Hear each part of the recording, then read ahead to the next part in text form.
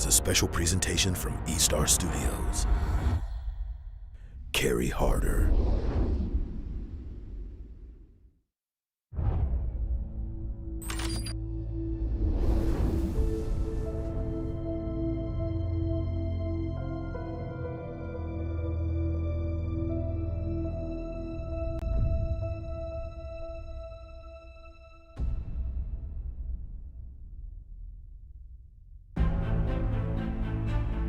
History says, work hard,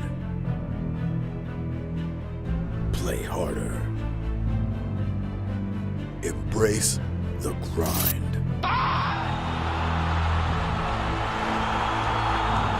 The journey is an arduous lane, yet creates a lifetime bond. 1, 2, 3!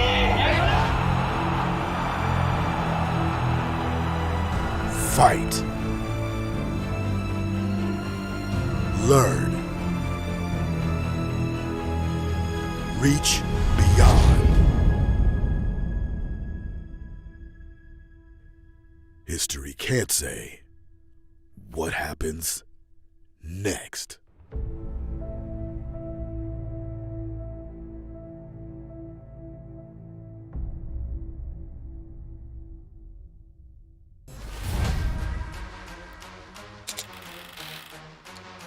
Hello guys and welcome everyone back to the NACT. Today is week 5 and I'm your host Liz. I am super honored to be here today with two incredible casters all the way from Asia to international professionals bringing their expertise through MPL, through M Series, and today here to the NACT. How are you guys doing, Leo and Naisu? I'm happy to be here, honored to be at your service, and again, just blessed to be given the opportunity to hang out tonight with you, Liz, and of course Joseph, to call some matches for NACT. Hey, happy to be here, man. You know, we woke up early, we had a chat. We've been watching a lot of just Mobile Legends action across the board. I know you and I have been watching NACT, following it, and I can't wait to see how today unfolds. Me too, and let's get the show started. Leo, bring us through the tournament format. Yeah, not just today, because today we're smack dab in the middle of round 2. There's been the qualifiers, there's been the round robin for the first time around, so this is the last chance for teams to try and qualify for the playoffs. And after that, we're going to go to a grand final that's going to be on ground, and the winner of which is going to fly out for MSC 2023. So, you know, it's a long road, so I'm glad to have jumped in at this point. And you know, it's funny because I think it's already announced that I'm going to be there for the grand final, so I can't wait to see that unfold. Wish you could go with me, man. But looking at the schedule as well, this is for today, of course. We're kicking it off, right? Strong Area 77 versus Wasians. And then, of course, we have BloodThirstyKings later on versus the Empire. That's actually going to be a really interesting match as things are kind of falling into place here. We've got LaimiTop still, you know, battling it out strong, looking for that series win versus Fallout. And then, of course, we're ending it with a banger, man. It's Ackerman and the TheOhioBrothers. A 1 and 2 spot, and I think a lot of people are looking forward to see if anybody can actually take down the TheOhioBrothers and kind of put them in their place a little bit here, because so far, man, what can we say? The TheOhioBrothers have been on a roll, like a steamroll up to this point. And they've really brought the reshuffle to the NA scene, and it's something that we're super excited about. But before we get started, let's go through what all these players have been fighting for, guys. The tour. Yes. There it is. There it is. $50,000 worth of total prizes with $24,000 cash prize, as well as $90,000 worth of diamonds. And here, the first place will get 15,000 USD and 100,000 diamonds. But like Leo mentioned, the total prize they're bringing home is to the chance to go to the MSC, be the first team to represent NA in another tournament in the international scene. I mean, guys, compared to what you've been seeing in the C's server, what do you feel about this? Yeah, I think you put it right on the nose, Liz. It's that fact that this is the first MSC to feature NA is going to be a priceless opportunity. Yes, 15 Gs, 6K, 2.5K, again, split up between, 5 to 6 or 7 just individuals with a dream. That's good, but again, to fly out to Cambodia to hashtag see the world, that's priceless. Hashtag see the world. I love it. But yeah, that's the big thing is, right, this is the first time that you have a couple new faces for MSC coming up. I am super happy. I know Leo is as well, because we've been rooting for, the up and coming scene for NA, and the fact now that you guys have a spot in the, MSC title contention, that's amazing for me. And hopefully, again, who's to say that NA can't win it all, and I think a lot of people out there kind of doubt NA's skill capabilities, but to be honest, as you've seen it kind of advance over the seasons to a point, it will take time to develop. But look at the OhioBrothers, right? Just how much they've brought to the table. And I think whoever wins, whoever wins NACT here has a great chance to really show what NA is made out of in MSC. And Leo and Nice will be here to witness with us the change and the progress that NA has been making. But before we get into the show today, we are going to be having a lot of amazing prizes again for the community, for all the viewers watching at home. So today, first, we will have 30 giveaway codes listed on the screen right here, which gives you a chance for advanced tournament chest that has 99.5% chance to tickets, match duds, and premium skin fragments, as well as 0.5% chance to one of these skins. So make sure you open the link in the description, type in your codes, and get yourself in line with the giveaway. Now, as you guys are typing in the giveaway, today we have a very special interview with Talon. So Talon, we hear that you are currently in a live event in LA. So please tell us about yourself and then tell us about these live events you're hosting. Hello everyone, I am known as Tyrant, and I'm an offline moderator for offline events here for Mobile Legends in the West Coast. And currently I host about 1 or 2 events every month offline. I gather a lot of players here in California, bring them together, and we just all play together. And if you guys want more information about it, we post maybe a few weeks in advance. We post on Facebook. We post in the LOBB NA Discord server. We also have our own offline meetup server, which you would get through the sign up when you sign up. And we also have in-game messages, in-game announcements, and in-game mail. If you have any other questions, you can just message me. Yeah, so before we get the players who are actually at the live event today to say hello to everyone, make sure you follow them on Facebook, join in the Discord servers. I'm sure we'll have more information in the link in the description to see how you can join into one of these live events. Now, Talon, bring us to the lovely community in LA right now. All right, so here's everyone. If you guys want to,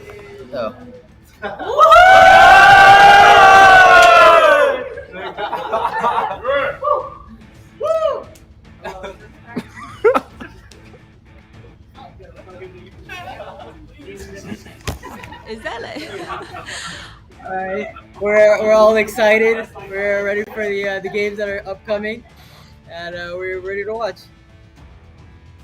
Yeah, and we're super ready too. Thank you everyone who showed up, and then thank you Talon for bringing us to the lovely community. Now, to get the show started, we are going to show you the 2023 spring standings currently. So the OhioBrothers and the Ackerman are still securing the top first and top second spot of this current tournament, but today we will have the first game between the 5th and 6th spot with Area 77 and the Wasians. So from the 4th to the 5th, the 16th, there's still a lot of leeways, a lot of rooms between the teams to see who really comes on top and make it to the qualifiers. Now, as usual, we have a list of predictions from our talent team. this week with the Wasians versus A77 game. We actually have everyone besides Trex and Stefweezy who thinks that it will be a 2-1 between A77 and Wasians. Now, we don't have Leo and Naisu's predictions, but let's hear what the C's pro casters have to say about these predictions and how our casters are doing in their predictions so far. All right, so I see where Trex and Stefweezy are coming from, and yes, there's a lot between their right and wrong predictions so far, but I don't want to defend my own opinion by pointing out theirs, but Area 77, they're so close to actually cutting it to the top 4 and making it to the playoffs. And I'm an optimistic dude. So I'd like to think that that's going to propel them into going for the sweep. So they're going to play a little cleaner. They're going to do a little better starting from the draft. And I think that should be enough. Joseph, what do you think?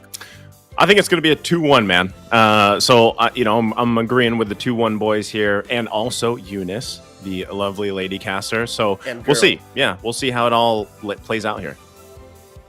And we will find out just as we go into draft for the first game between Wasian and A77. All right. Thanks, Liz. Now it's up to us to carry it on. Here we go. It's the Wasians going up against Area 77. Wasians on the play. Area 77 answering back. Joseph, these look familiar. I mean, save for the Fanny. The Fanny, usually, we see it let go. Like, it's fine these days. Usually in the second phase. But the Joy has been a menace. You know, the funny thing is I feel like, again, watching so much MLBB, casting so much MLBB. You even see these other different MPL regions going. You know, essentially, if you're one of those viewers, a lot of the drafting, a lot of the bans is going to look somewhat similar. Now, the thing is like, depending on, you know, who's playing, what region is playing, they obviously have like certain picks they like to go for. And, you know, with this, one thing I can say about Wasians, after watching them, what is this? This is week 5 for NACT, right? So, Wasians, man, they have been, I would say, like flippy floppy. Either they surprise you or they pull something out that's more like, you know, something you're used to seeing. But I would rather say that it's either Coach Deku or Trex that pretty much said, you know, for the most part, Wasians have been kind of unorthodox, to say the least, right? Like, yep. And I want to see at this point, week 5, if that starts to actually change, things start to settle in, because you and I know, man, like even in the MPL Philippines, those first few weeks, it's like, oh, people are figuring things out. How's it going to fall into place? And then, you have stuff like this, right? Where you have some surprise bans as well. And that's the thing with the changes, right? There's always going to be kind of a variation in the draft and whatnot. But this is what I love about NACT, not just with these two teams, but you see some surprising picks and strategies. Sometimes they work, sometimes they don't. But I want to see if it's fallen into place now for week 5. Speaking of the surprises, again, for those of us joining NACT or checking in for the first time, Wasians have been known to pick up things like a Jungle Alpha, a Hanabi in the gold, in the hands of one Ooga Booga. And again, it's not like they're doing it just for laughs, right? Not just for the memes, because they're the only team in NACT so far to get a win over the OhioBrothers. So if you check out the OhioBrothers win rate or record, they're the only loss, right? So that's something to watch out for. Now, given that they banned out the Faramis, we're looking out for one more pick from Area 77 to actually open up the draft, like what's left for the Wasians. Now, I can only really imagine, because if we're thinking about what a team that has a orthodox strategy or a playstyle that's easier to read, I'd say Valentina is open. I'd say Tanksalot is open. There goes the Arlet. But what's really going on in the Wasians' mind? Kaja is open. What do they trade for? Well, there it is. There's the answer, right? If it's left open, you might as well grab it, right? Valentina, I feel like no matter who's playing, Valentina is probably one of the safest options, right? You go ahead and lock that in, because we've talked about this a lot. Pretty much with Valentina on the board, it's like, all right, now we got to kind of draft it away where we don't want these certain ultimates being taken.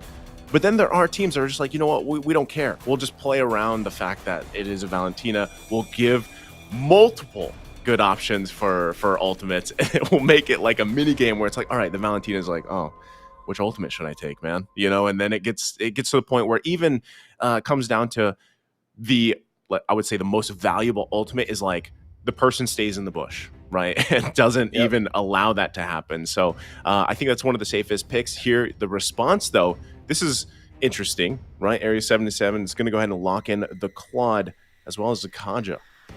Yep, they're Armin Mar Cutie, one half of the Cutie Bros duo, and we've seen this kind of trend in most MPLs, right? Or in other regions from NACT, other than NACT, and the fact that they picked up the Kaja first opens up the possibility of snowballing early, so that the Claude can actually just pick up from mid to late. So I like it, but this is what happens when you let the Wasians draft to their strength and to, again, what the meta is providing. I mentioned it. Ugabuga's a Hanabi main. He's going to force it in.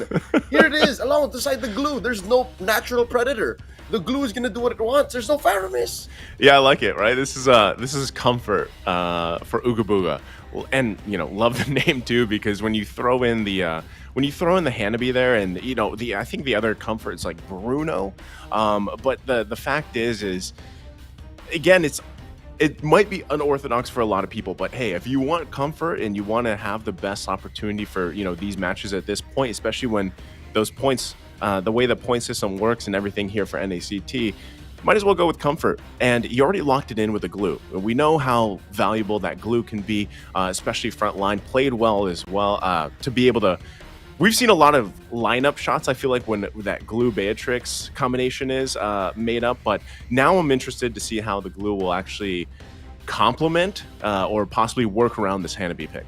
Yeah. Say no more, Joseph. You're seeing glue Beatrix. How about glue Hanabi? That should be solid, because again, the glue is gonna cut through the lineup, and then the Hanabi is gonna make the most of that compromised formation. So I'm excited to see how, again, it might work. They just need maybe one more bit of peel. I'm looking for that roamer, but Area 77 is going to clamp down on that. They're going to choke out the choices left for Area 77 on behalf of Area 77, because the Wasians, Chacho is going to have to think about it. Rather, no, sorry, it's the roamer is going to have to pick something else from the Kufra. I like the Lunox pickup.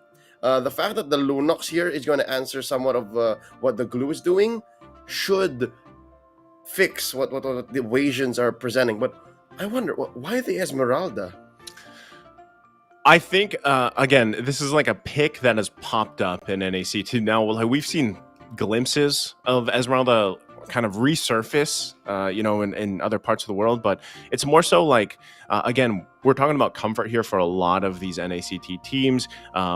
Esmeralda, too, the fact that, like, even though she fell off, man, I don't feel like she is completely out of the meta. Like, she could work depending on how you build that team and everything. But on top of that, you know, I don't see, like, if, again, glue versus Esmeralda should be okay, but they decided to go ahead and ban it out. And this is also, you know, a response, because a lot of roams nowadays, you see that last ban, actually the last two, like you mentioned, the Kufra is already taken out, there's the Cho. So you have those two bans focused on the roam role. Man, we've seen Cho picks, right? Like, how valuable they can be, how, and I feel like a lot of people have gotten inspiration from their own roamers around the world, right? But we can't, you know, discredit the fact that Cho himself on a good roam position can make or break games. Like, literally, the especially if they got the fast hands going, you know, the whole combination and everything like that. So I think these are two great last bands coming out from Area 77. I'm really interested to see what this last band's going to be here from Wasians, though, because, yeah, they took out the Esmeralda, something that typically we don't see, but they also take out the Panda here. Akai is going to be banned out for the last ban for Wasians. Yeah, this is a stark difference between regions. Again, in the NACT, yeah, they took out one possible jungler in the second phase, and that's the Akai. But if you take this same draft, at least from where we're at now, into Indonesia, into the Philippines, that means Taxalot is still open, right? Marcus is still open. There's still a lot of choices. And again, based on the games that we've watched so far in this current split, how the jungler rotates or how that jungler makes the most of that early to mid farm is what eventually helps your gold laner carry into the late game. So now the aforementioned Mardis shows up. So far, I'm liking Area 77's draft still, despite Wasians getting their comfort in the Hanabi and despite that glue cutting right through the mid. Because again, that Lunox, imagine just the grab working, right? And then you hit that Brilliance. Now what? You're just like, oh. Yeah. That's the thing, right? With a Martis here across the board, I'm wondering again, is we're so used to seeing that tanks a lot, man. And I don't think it's always the best answer. Like, yeah, tanks a lot can work, but it takes the certain type of strategy and even individual player to make it pull off. What I've seen here a lot of the times, even in NACT, is, yeah, opting for, let's say, Granger, a Hayabusa, right? Maybe even a Karina. Those options are still available for them. But so far, what we see on the screen is obviously the Atlas is going to be picked in, and they go with they go with it. They're confident, man. They can do the tanks a lot. So this is, in a way, this is something actually you and I, Dan, are used to seeing, right? Yep. Except maybe the Hanabi. Maybe the Hanabi pick. We're not used to seeing that, but I'm excited to see that. But overall, this draft from Wasians to start off this game number 1 looks pretty familiar. Even the Atlas is somewhat of a 50-50, right? Like, yeah. On a good day, maybe you see one Atlas amongst 3 best of 3s. But the fact that Wasians picked it up, understand their situation. They know that they needed peel and maybe a little bit more CC, because between the Terror or the Terrify on the Valentina and the, I don't know, the hard to land CC on Hanabi's Higanbana, they know that they needed more. So that's fine. Now Area 77 closing up the draft with a solid Grok in the XP lane. I think this is solid. I think we have a draft. Like, that's as far as I can take it here for Area 77. We have a draft. That's K Cutie though, going into the XP lane. And this is the Area 77 trademark. Like they like to switch it up. They like changing roles, and they won their last meeting against the Wasians this way. I wonder if it's gonna work out again. I was gonna say, this is they're not doing any last shifts here. I don't know. We'll have to find out when we get to the game. But if they are, if they are doing that, again, there's a lot of flexibility that they can work with the draft. But if you had to, at face value, look at that draft, I gotta say, Area 77's draft, man, looks like it covers a lot more bases. So as we get loaded up into the game here, game number 1 between Area 77 and Wasians, we'll find out exactly how this all plays out with what we have drafted. Yep. So far, there's a bit of leashing going on. Mark Cutie helping out Poggy. Personally, I'm relatively familiar with Poggy. Not the first time I'm seeing this player come on down. And yeah, that's Gal's Cutie as our roamer. And they're keeping it close, actually. The shuffles aren't as wild as they once were. Yeah. I mean, at the same time, if you know what works for your team, again, this is week 5, right? They've had plenty of time to kind of figure things out, and there's a lot of Area 77 top side here.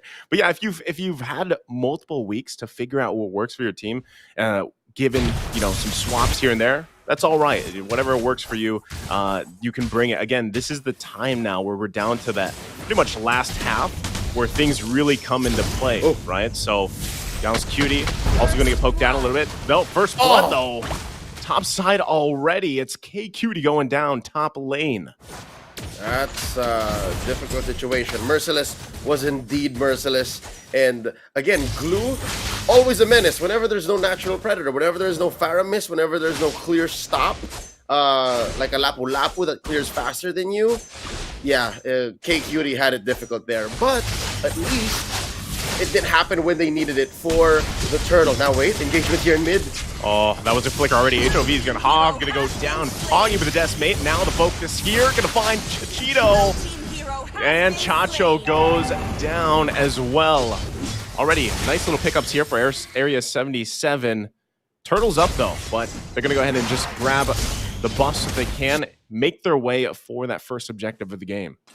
Yep, this move here reminiscent of RSG Philippines in their heyday in MSC 2022. They would always waste a little bit more time or take their time before going for the eventual turtle. Because again, that at least confirms Poggy here has his purple buff.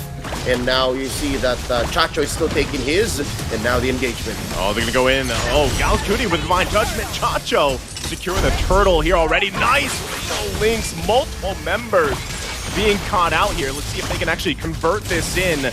Merciless there, the front of the lines. There's the split, but taking quite a bit of damage. Does regen a little bit. Finally gets the kill on K-Cutie. It's a bloodbath here, top side.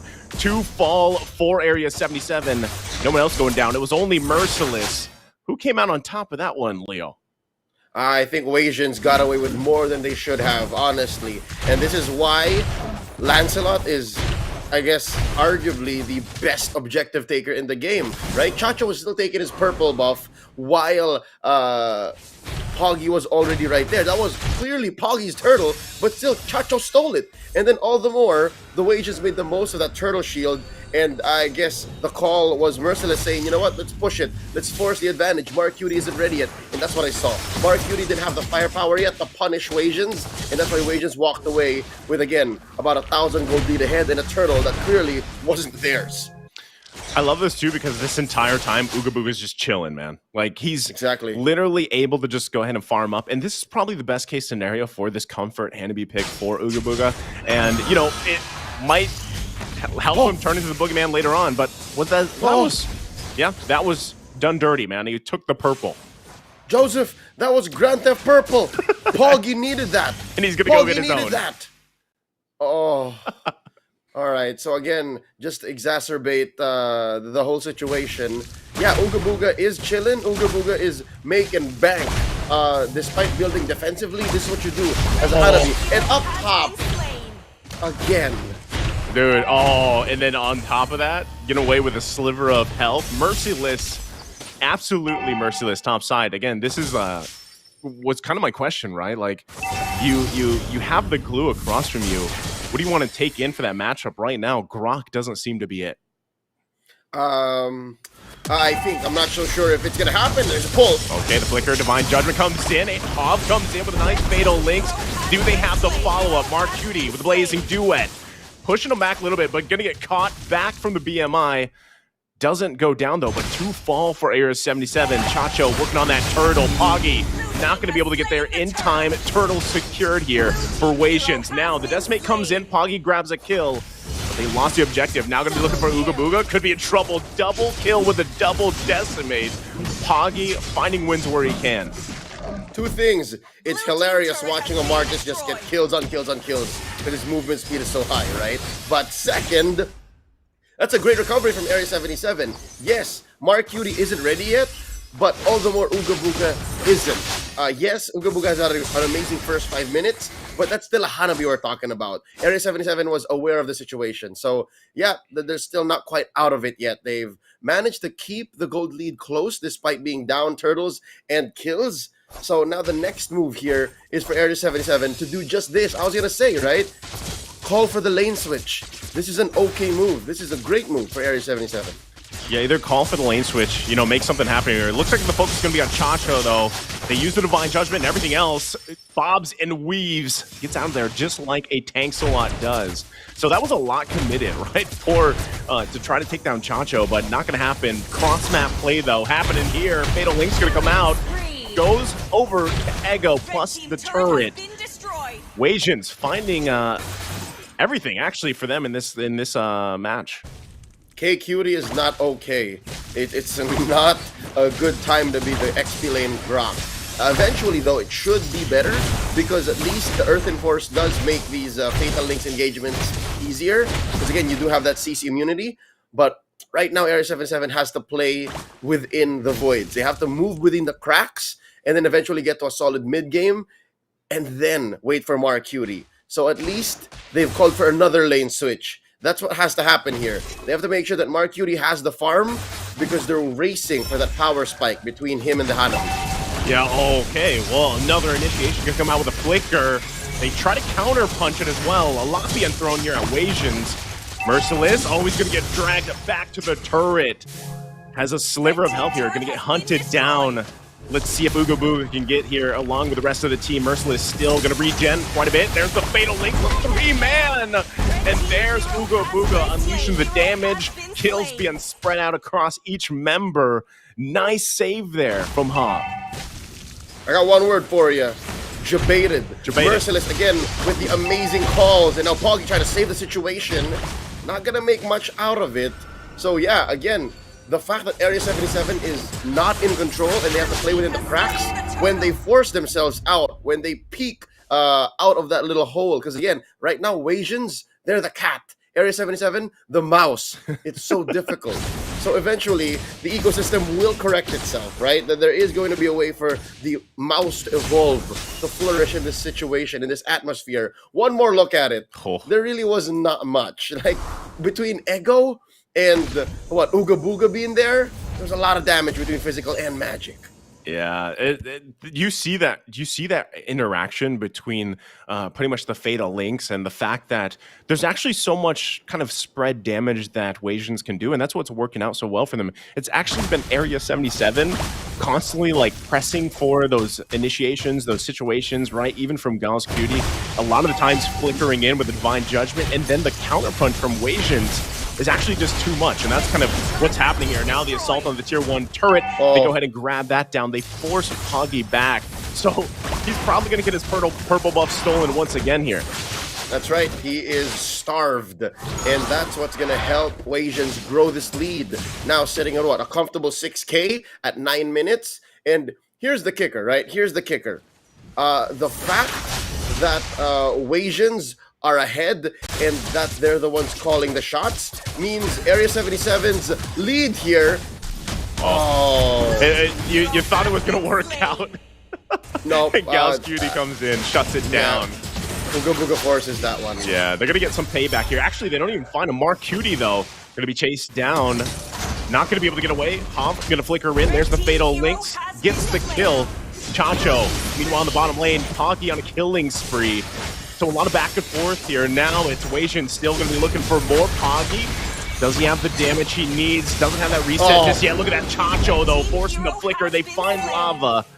So Ego is down. 2 do fall for Area 77. They're going to be looking for more, though. Now Poggy, can he survive this one?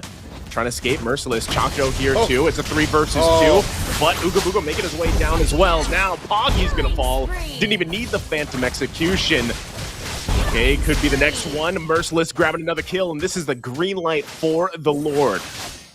And again, I was just saying, as the Wasians recover and fix the whole situation, again, stay on top, back in the driver's seat, they are the aggressors here. It's their game.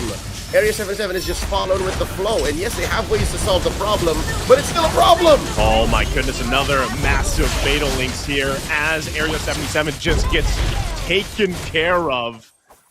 Just in a huge play topside. Wasian showing dominance. Yep, again, just because you have a band-aid for the boo-boo doesn't mean you're going to heal up quick. You're still bleeding. It's still a wound. And that's what Wasians have done here.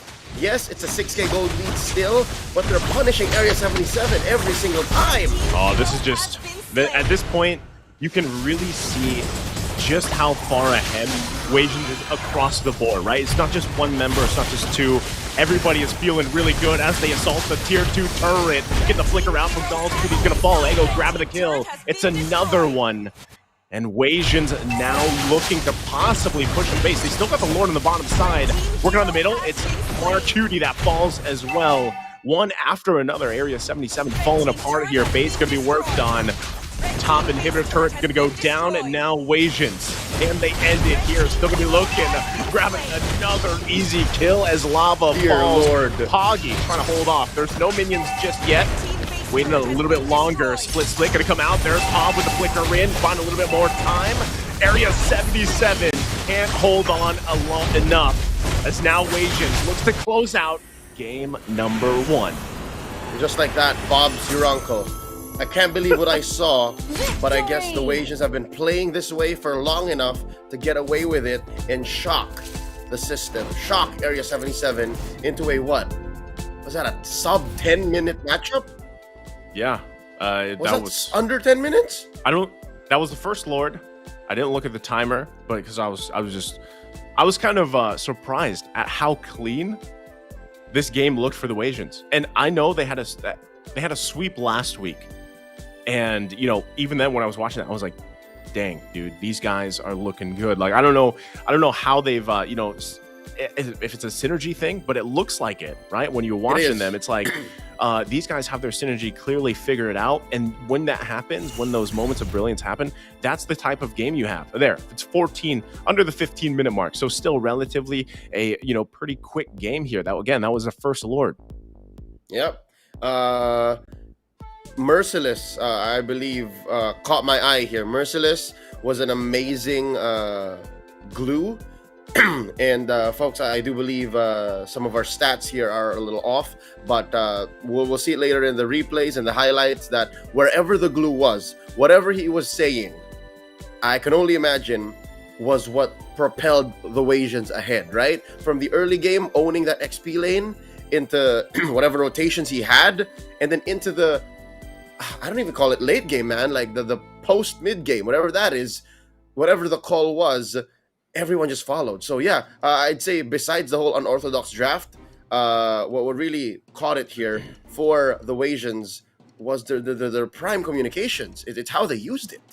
Yeah, and that's the thing. When we saw that Hannibal pick even locked in, you didn't actually even get to see it really shine just yet because they didn't have to, right? The lead was already built there for the majority of the part, and it started even early on, right, with Merciless even grabbing that early first blood and how things kind of unfolded. This is what I was talking about. At this point in the game, okay, so this is about 9 minutes in the game. So yeah, like you said, the previous graphic we saw, probably wasn't exactly on point. So, but yeah, it was a very quick game. And a lot of that, like you mentioned, is just from lane to lane to lane, everybody just popped off. Merciless again on that glue. I think he was 6-1 and 14, and he dominated. Right, again, when you play against that glue, you want to be able to contain him because that glue is just going to be unleashing on your team. So when you get that lead that you have early on, especially a first blood against a Grok pick, oh man, is it rough? And that's kind of what we saw there. That's what happened here. I think Area 77 understood the situation and they addressed the problems. They understood that, okay, this is what the Wasians are known for. Here's what they drafted, how they drafted. Let's pick up the solutions. Let's pick up the answers. But Wasians were 2 steps, 3 steps ahead at every single turn. And that's what allowed, despite the Lunox, despite the Claude, and the late game potential for the Grok flicker in with a catch to turn things around, Wasians never allowed that. So I'm wondering what Wasians can do here with that same momentum, because this is dangerous. The fact that you ended the game at 10 minutes with a draft like that with a Hanabi in the gold lane, that's got to get to the Area 77 here. That's got to have some effect. Yeah, again, if we looked at pretty much to the draft, how unfolded, I said before we went in the game, Area 77 on board, on face value, had a great draft. It checked all the boxes, but everything, a draft can look as perfect as possible, but it always comes down to the execution, right? And how these teams play around what they drafted. But really, it does just come down to execution. You throw a Hanabi in that lineup that looks somewhat familiar, but like you even mentioned, the Atlas was kind of questionable because even Atlas alone is a kind of a 50-50 pick. But that time, man, Hav was all over the place, right? And that's all they needed. That's all they needed. Again, that's the execution factor of him just being everywhere he needed to. I think every Fatal Links was probably 2-3 people, man. Like it was on point every time, and then just placed him in the right situation, and they counter punched so well with what they drafted. So again, we didn't actually get to see the Hanabi shine too much because it was such a quick game. So I'm wondering if that's a case where we see Uga Booga just pick it again and be like, you know what, give me another shot, man. So. She did her job. She did her job, yeah, right? In the hands of Uga Booga, the Hanabi did what it could.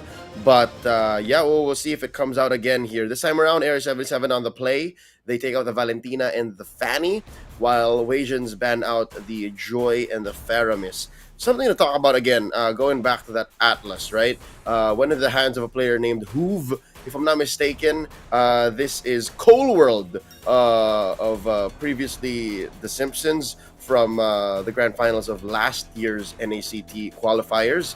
And yeah, there's a reason why he was called Coal World and not Coal City or Coal Country. He's a whole damn world.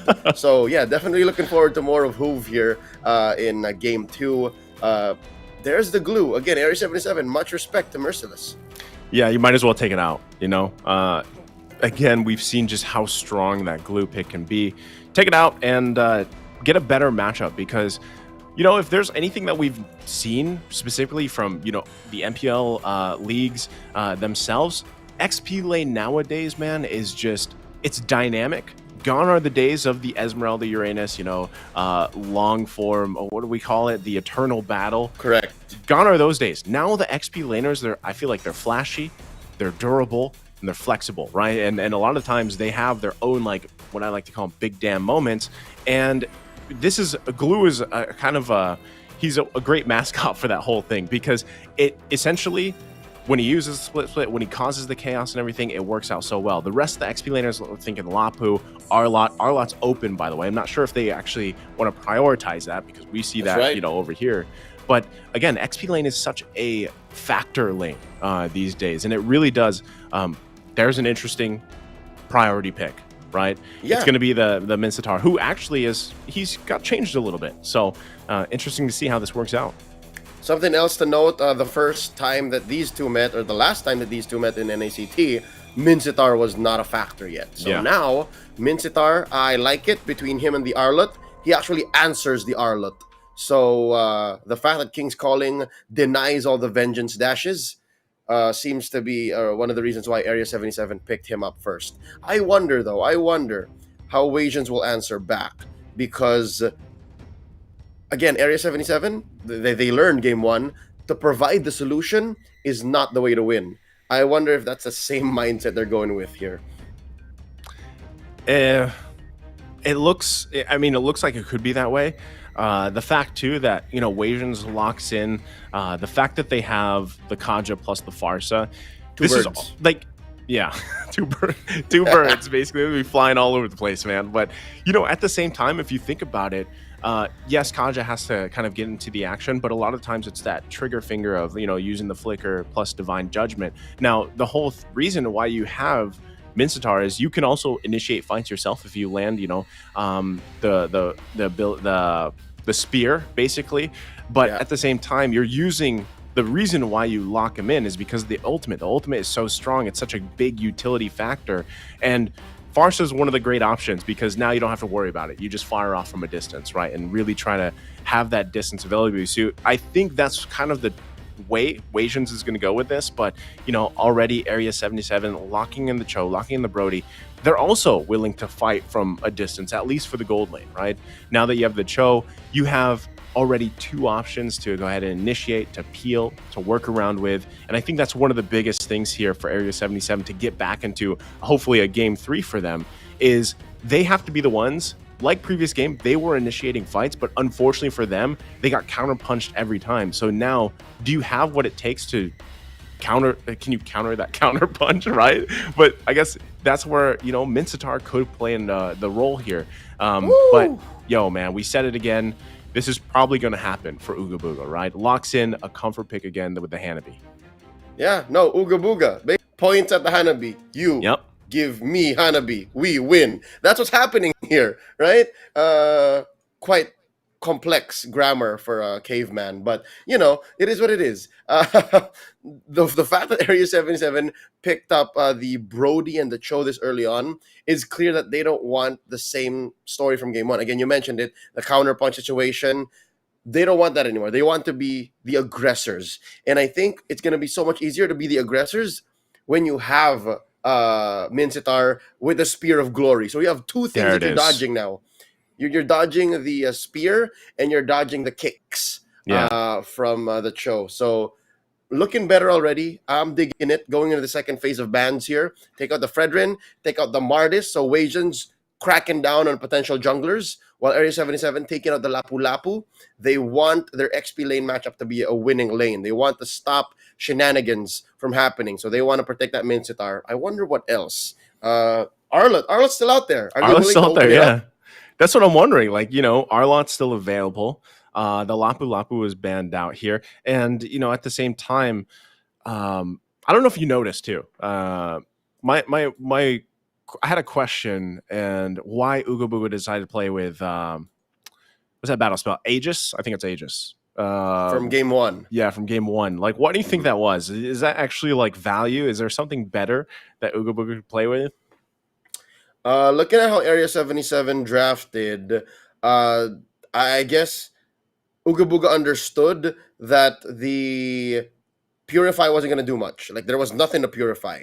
So between the Aegis and the Inspire and the Sprint or the Flicker, I think he just wanted to hunker down. Like, that's the current answer I can have for you. He just wanted to hunker down and just have a good balance between I want to stay put and keep fighting and being greedy with the Inspire, right? So understood that the Sprint and the Flicker had no room in their current strategy. So that's why I'm guessing it was an Aegis. Now going into this matchup, there's plenty of reason to purify, right? Between the SOG and the WOD, definitely.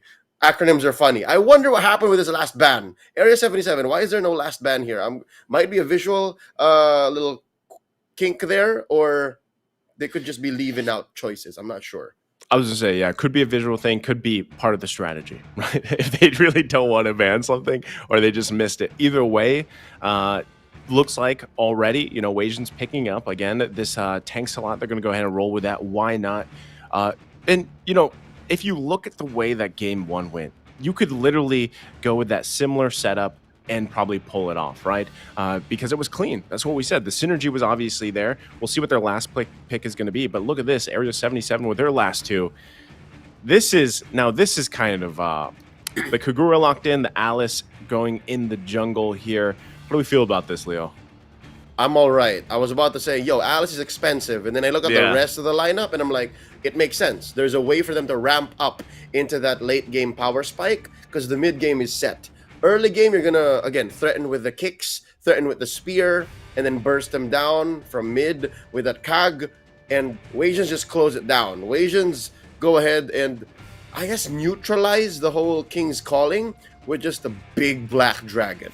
Yeah. The BBD, if you will. So I'm liking it. Again, they're still in the driver's seat. That's what this lineup gives you. The vibe that we're not going to play to your strength. We're not going to allow for these kicks or these spears to define how and where we fight. We will say where we fight. And yeah, this is essentially Wasians saying, we're going for the neck here. We're going for the throat. We're going to finish with a sweep. And they're set to do it with this lineup, right? Again, just seeing how the last game went, even with this change, the Yuzhong being locked in the XP lane instead of this time the glue, we've seen similar things, right? If a Yuzhong gets that lead, doesn't even need the lead, but the fact that you have that impact throughout the entirety of the game is something to worry about, you know, especially if you're playing against it. So we'll see exactly how this plays out this time for Area 77. But, you know, even the Kagura is kind of a question mark because we've talked about this when it's popped up in the MPL regions, and it takes a lot to fall in place here. Yep, and again, it's that time that Area 77 is going to need to have it fall into place. It's a mirrored start here, purple for purple. And look at how deep these gold laners are rotating. I don't know what's going on there. Yeah, at the same time, I think you just put the pressure where you can, even with that mirror start.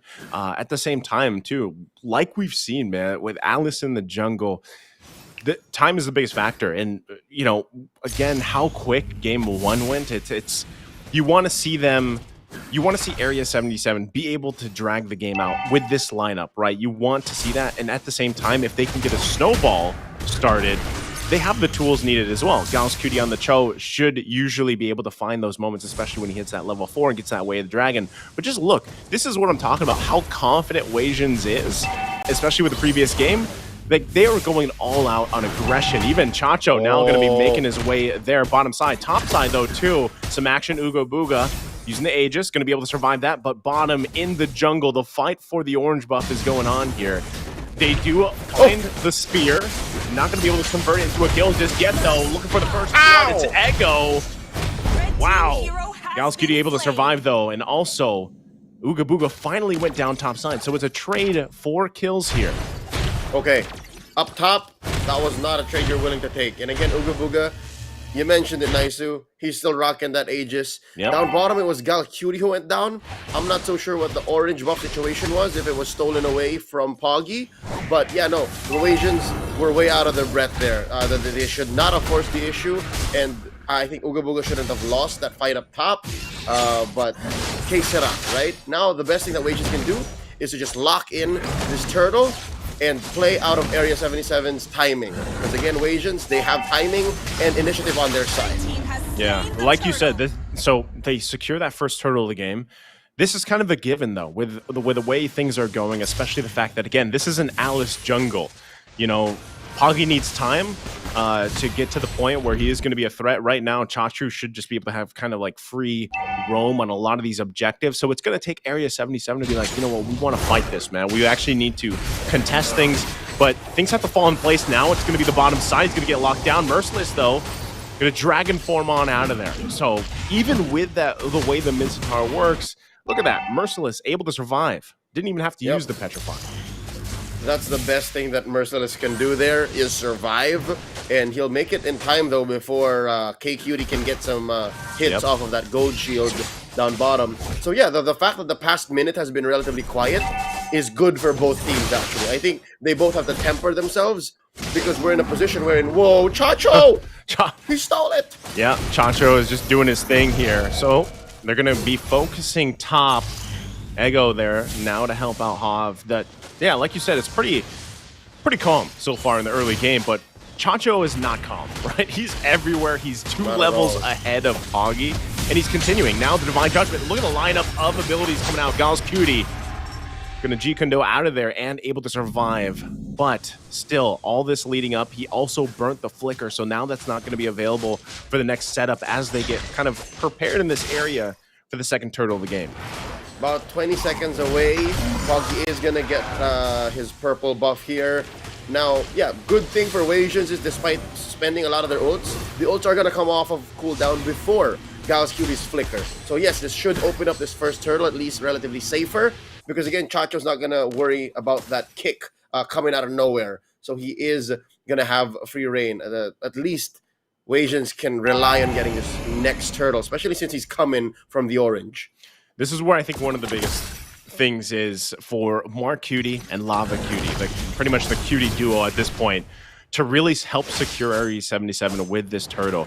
The damage, the burst potential is going to be there, but right now the way that everything's kind of being micromanaged by Wasians is really working out for them. Look at that. Merciless going to push members back here, just completely zoned out from the turtle, and they find a member as well. Poggy to fall, next target on the list, it's Gal's Cutie. They're still going for more. Chachu going to chase them down, forcing them back here. Mark Cutie with a torn apart memory. Not enough, though, to get any kills. Wasians coming out on top.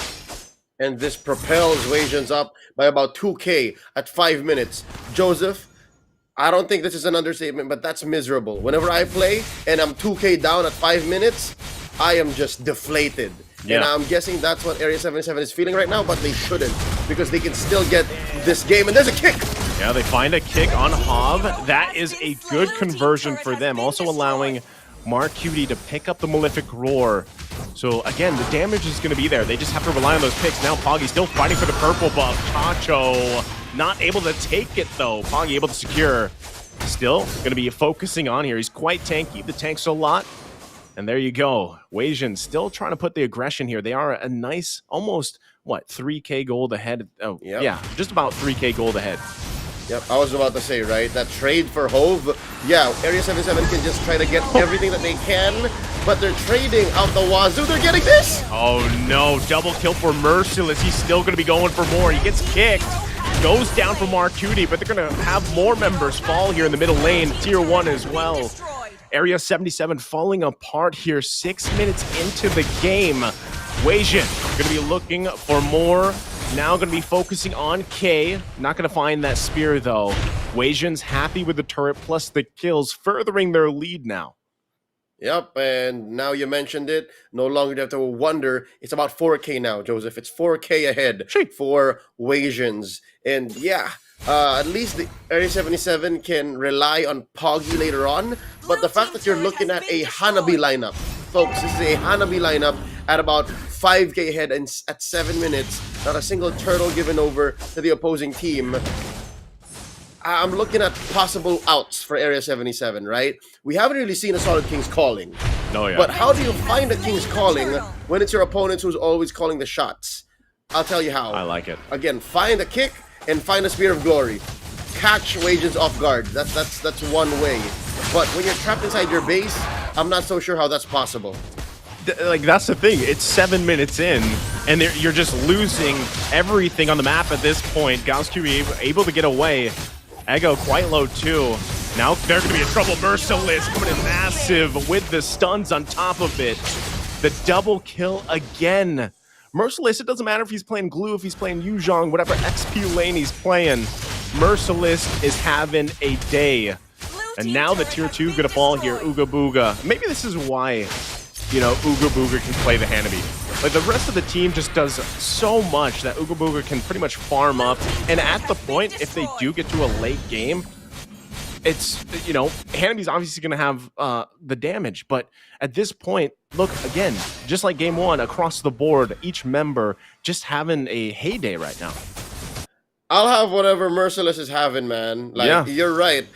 He is the prime example of what enables the likes of Ooga Booga's Hanabi. And now GalsQ gonna check in.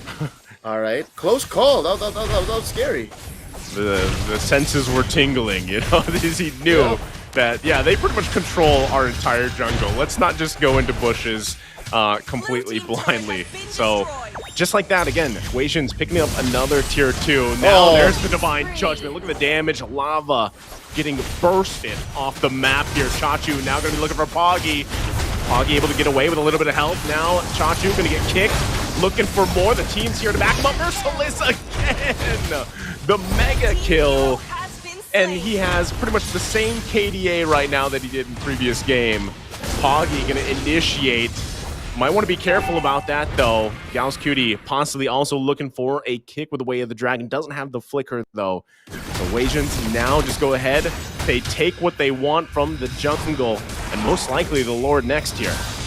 And here we see the predicament that Area 77 is in, right? The dilemma of being stuck in your base and your lineup being a bush check punishing lineup, right? You want to see these Spears of Glory coming in from a bush you don't expect, or a kick from GalsQ that you never saw coming. But how do you do that when you're inside your base? How do you do that when you can't even get out and get your buffs? So I don't expect Area 77 to fight back or to contest much of anything up until what, the 13-14 minute mark in the earliest. I'm saying that's early, Joseph, because them coming out of their base like this is admirable, but I expect them to be outgunned here by Wasians. Oh yeah, I mean, look at Merciless right now. Just the look of his dragon form going to send the entire team of Area 77 back. And that's just how much of an impact Merciless has had for this series so far. So they secure that Lord, no problem. And now Wasians just going to go ahead and just get ready for this assault on the base of Area 77. Yep, they've grown their lead now to about 8,000 at 10 minutes in. Wondering what Ooga Booga is building currently and how he's far ahead from MarQt, because there's what, a 2-3 level gap between the gold laners. And yeah, the fact that MarQt is at just 2-1 and 2 could have been so much worse for this Brody. Could have been disastrous, but at least he's holding on. Could also be instrumental in the comeback, possibly. Yeah, either way, it's going to be tough at this point. Again, look at the damage department coming out from Wasians. Now going to be looking for another kill. It's Poggy that falls, and he's having a bad game, right? He's having a tough one. He's 0-3 and 2. He's 4 levels behind Chacho. And at this point, again, this is an Alice that takes time to build up, but has no resources available. So just completely shut down here. Merciless now, once again, with the Dragon's Form, finding a couple of members. That was a lockdown with Ooga Booga as well. 2 gonna fall here. No one just yet for Wasians. Could possibly look to punch in another turret. The damage is there from the feathered airstrike. KQT now falls. Another inhibitor. Bottom side gonna go down here. Wasians now eye set on the top side. MarQt gonna try to hold on a little bit longer, but no. A bad positioning there as he falls. Another falls too. Gulls QD down, and that looks like it's going to be it here, Leo. Wasians taking down the Crystal in a sweep against Area 77. That's all she wrote, folks. Wasians have turned it around. It was Area 77 who won in their last encounter. Now the Wasians fire back with a vengeance, with a sweep, and again, a collective, 22 minutes between games 1 and 2? The whole series taken in under half an hour. Yeah, very quick games, and again, that's kind of, now in a way, especially with the sweep that they had last week, again, it was something that kind of clicked for them where, this synergy is obviously there. They figured things out, and, call it what you want, but Merciless, man. The guy's merciless, right? That's probably why his IGN's merciless. I don't know, but the impact that he has for this lineup, for this team, again, enabling even the likes of a Hanabi lock-in here, it speaks volumes. And you could just see how much of a dominant game 2 they had. But even game 1, when if we've got a chance to see the stats here, it was a similar story. 11-44 for this game 2. There you go. That's accurate. And Merciless, again, I agree with you, Joseph. Put this game on his back, on the back of his white and red dragon, but it's a black dragon. You know what I'm saying, right? The fact that, yes, he struggled a little bit in the first minute or so, he understood the assignment, and yeah, Area 77 wasn't ready for that clutch. Yeah, and like what Naisu has mentioned, with Wasians, they've really brought out the surprise pick with Hanabi. Started the beginning of the tournament, took everyone by shock. Everyone was thinking it was more of a troll at the beginning, but as we progressed throughout the tournament, they have really collected their group synergy and proved everyone wrong. I mean, today, to Leo's book, it's a reverse sweep for the Wasians, added 2-0 to A77, and it took all the casters by surprise. No one expected this. Everyone thought it was either 2-1 for A77 or 2-0 actually. But I mean, it is very optimistic, like what Leo said in the very beginning. It is you are optimistic, but in the wrong way. So yeah, that's right. Because again, I'm a man who appreciates processes and standards. The meta is the meta for a reason, and the fact that the Wasians have surprised us like this, I'm happy to be proven wrong. So yeah, this is an amazing performance. Yeah, to say the least, right? I mean, the series itself was just dominant, and even given the predictions, Wasians have proven themselves. Again, this is the second half portion of the season. So, with that being said, these instances where, teams are pulling things off like this, the synergy's there, things are still could be close, right? I know you have really the TheOhioBrothers, they have massive amount of points, but still, the fact is, even here in the middle of the standings and everything else, people can still climb up in these weeks ahead.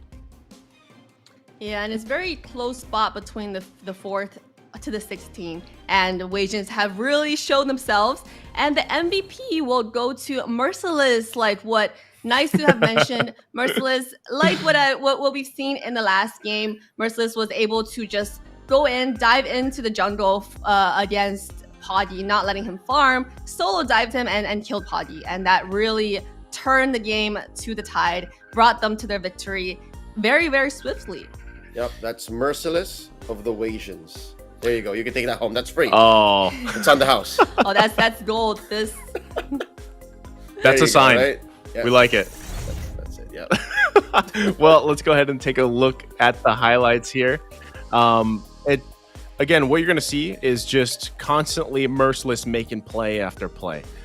This time, this was game 1 when he was on the glue. Again, he had a very similar game later on game 2 with the Yuzhong. And this too, look how many people are chasing him down, right? But not just Merciless, the entire team of Wasians really able to just pop off in all their respective roles and lanes. And, like I said, we got to see a little bit of the Hanabi shine, but really it never got to the point where things kind of picked off there for him because we never got to that late game. Yep, the way Merciless plays his glue reminds me of mine. Kidding aside, right? It takes a lot of communication and it takes a lot of understanding of how much damage and I guess the position in the current timing and pacing of your opponents to play the way he does. Not just the glue, but even the Yuzhong, to understand when it's the petrify or when it's the back out with the Black Dragon form that he should do. That's definitely all merciless. With that being said, we're gonna go ahead get for a quick break, and then we'll get more matches in. All right, keep watching NACT.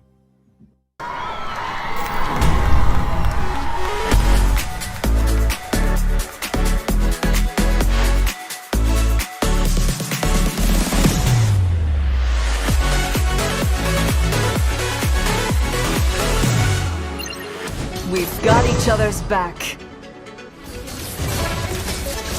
Legendary! We're the best duet ever. An enemy has been slain. The melody is my calling.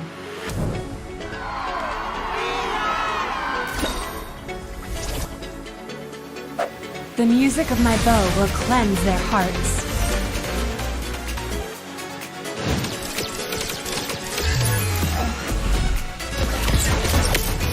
Legendary!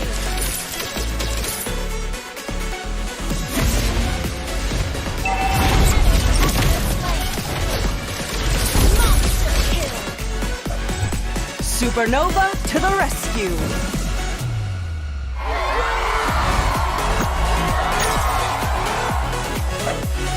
Music is the strongest form of magic.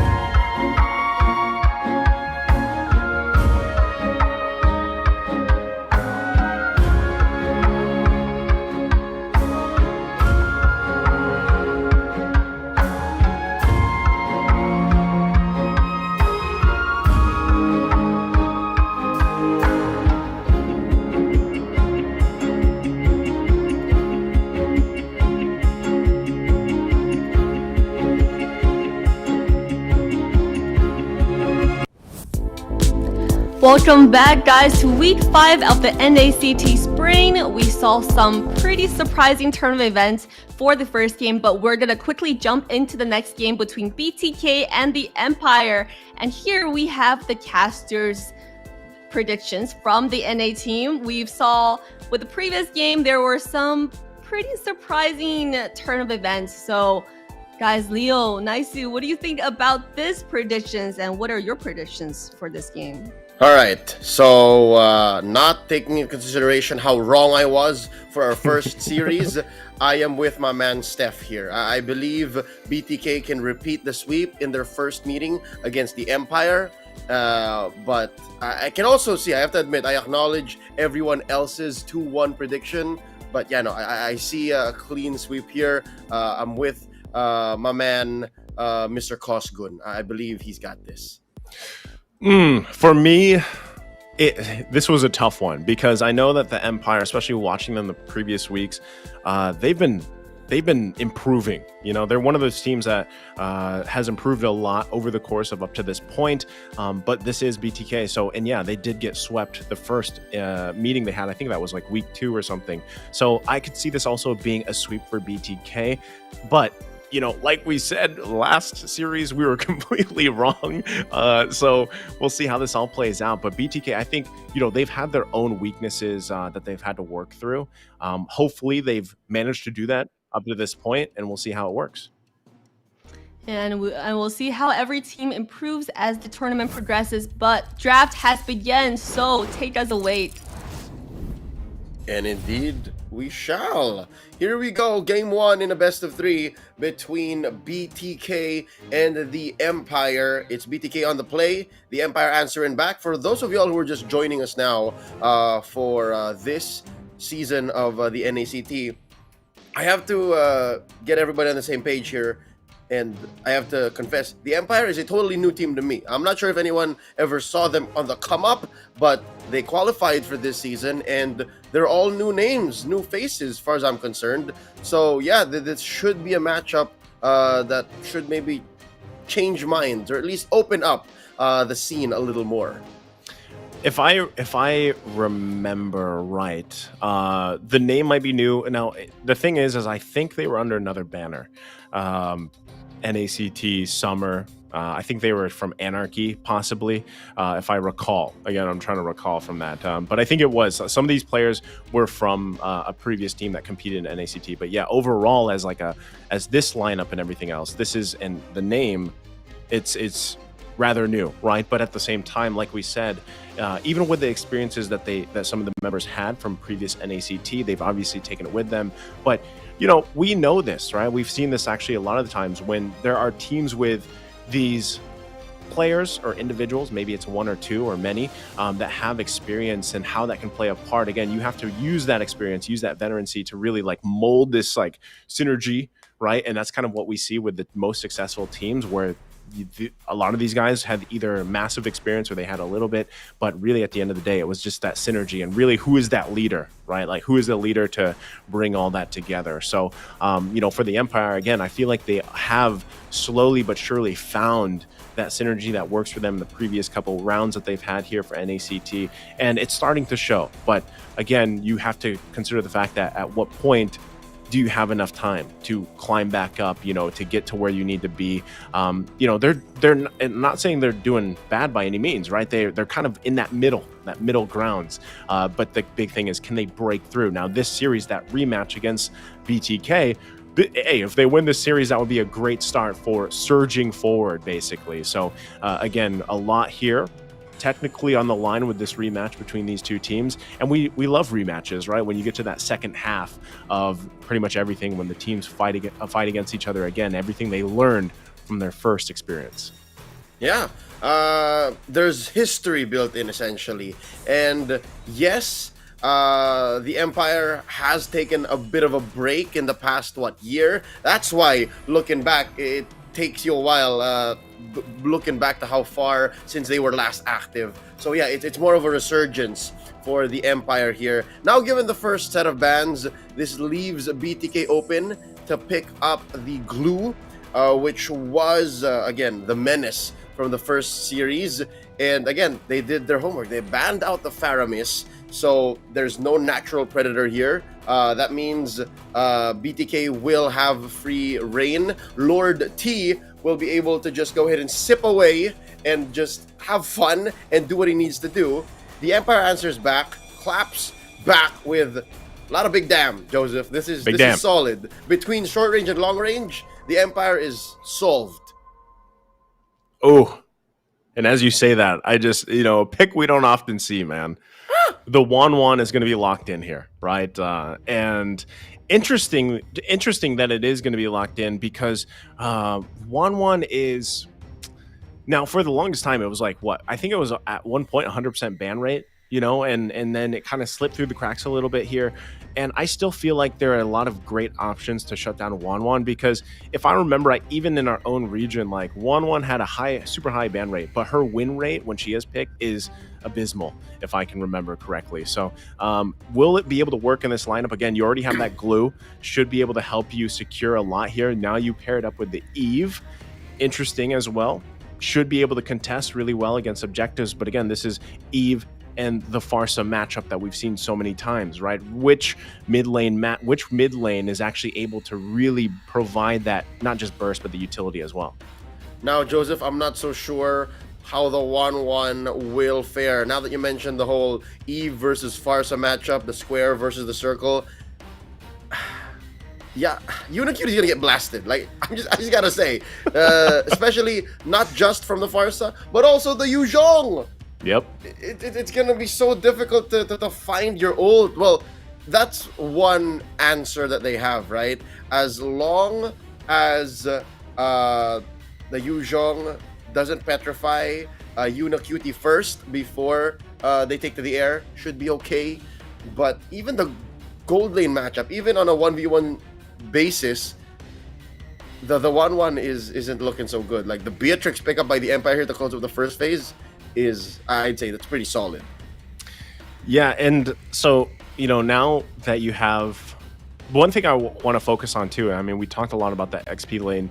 This one I think really just comes down to either it's an early start for the glue, it's an early start for the Yuzhong, right? They're both going to have impact throughout the game. Now, this one is, like I'm saying, the matchup with the gold laners, right? The Beatrix, the 1-1 kind of matchup that we've seen in the past before.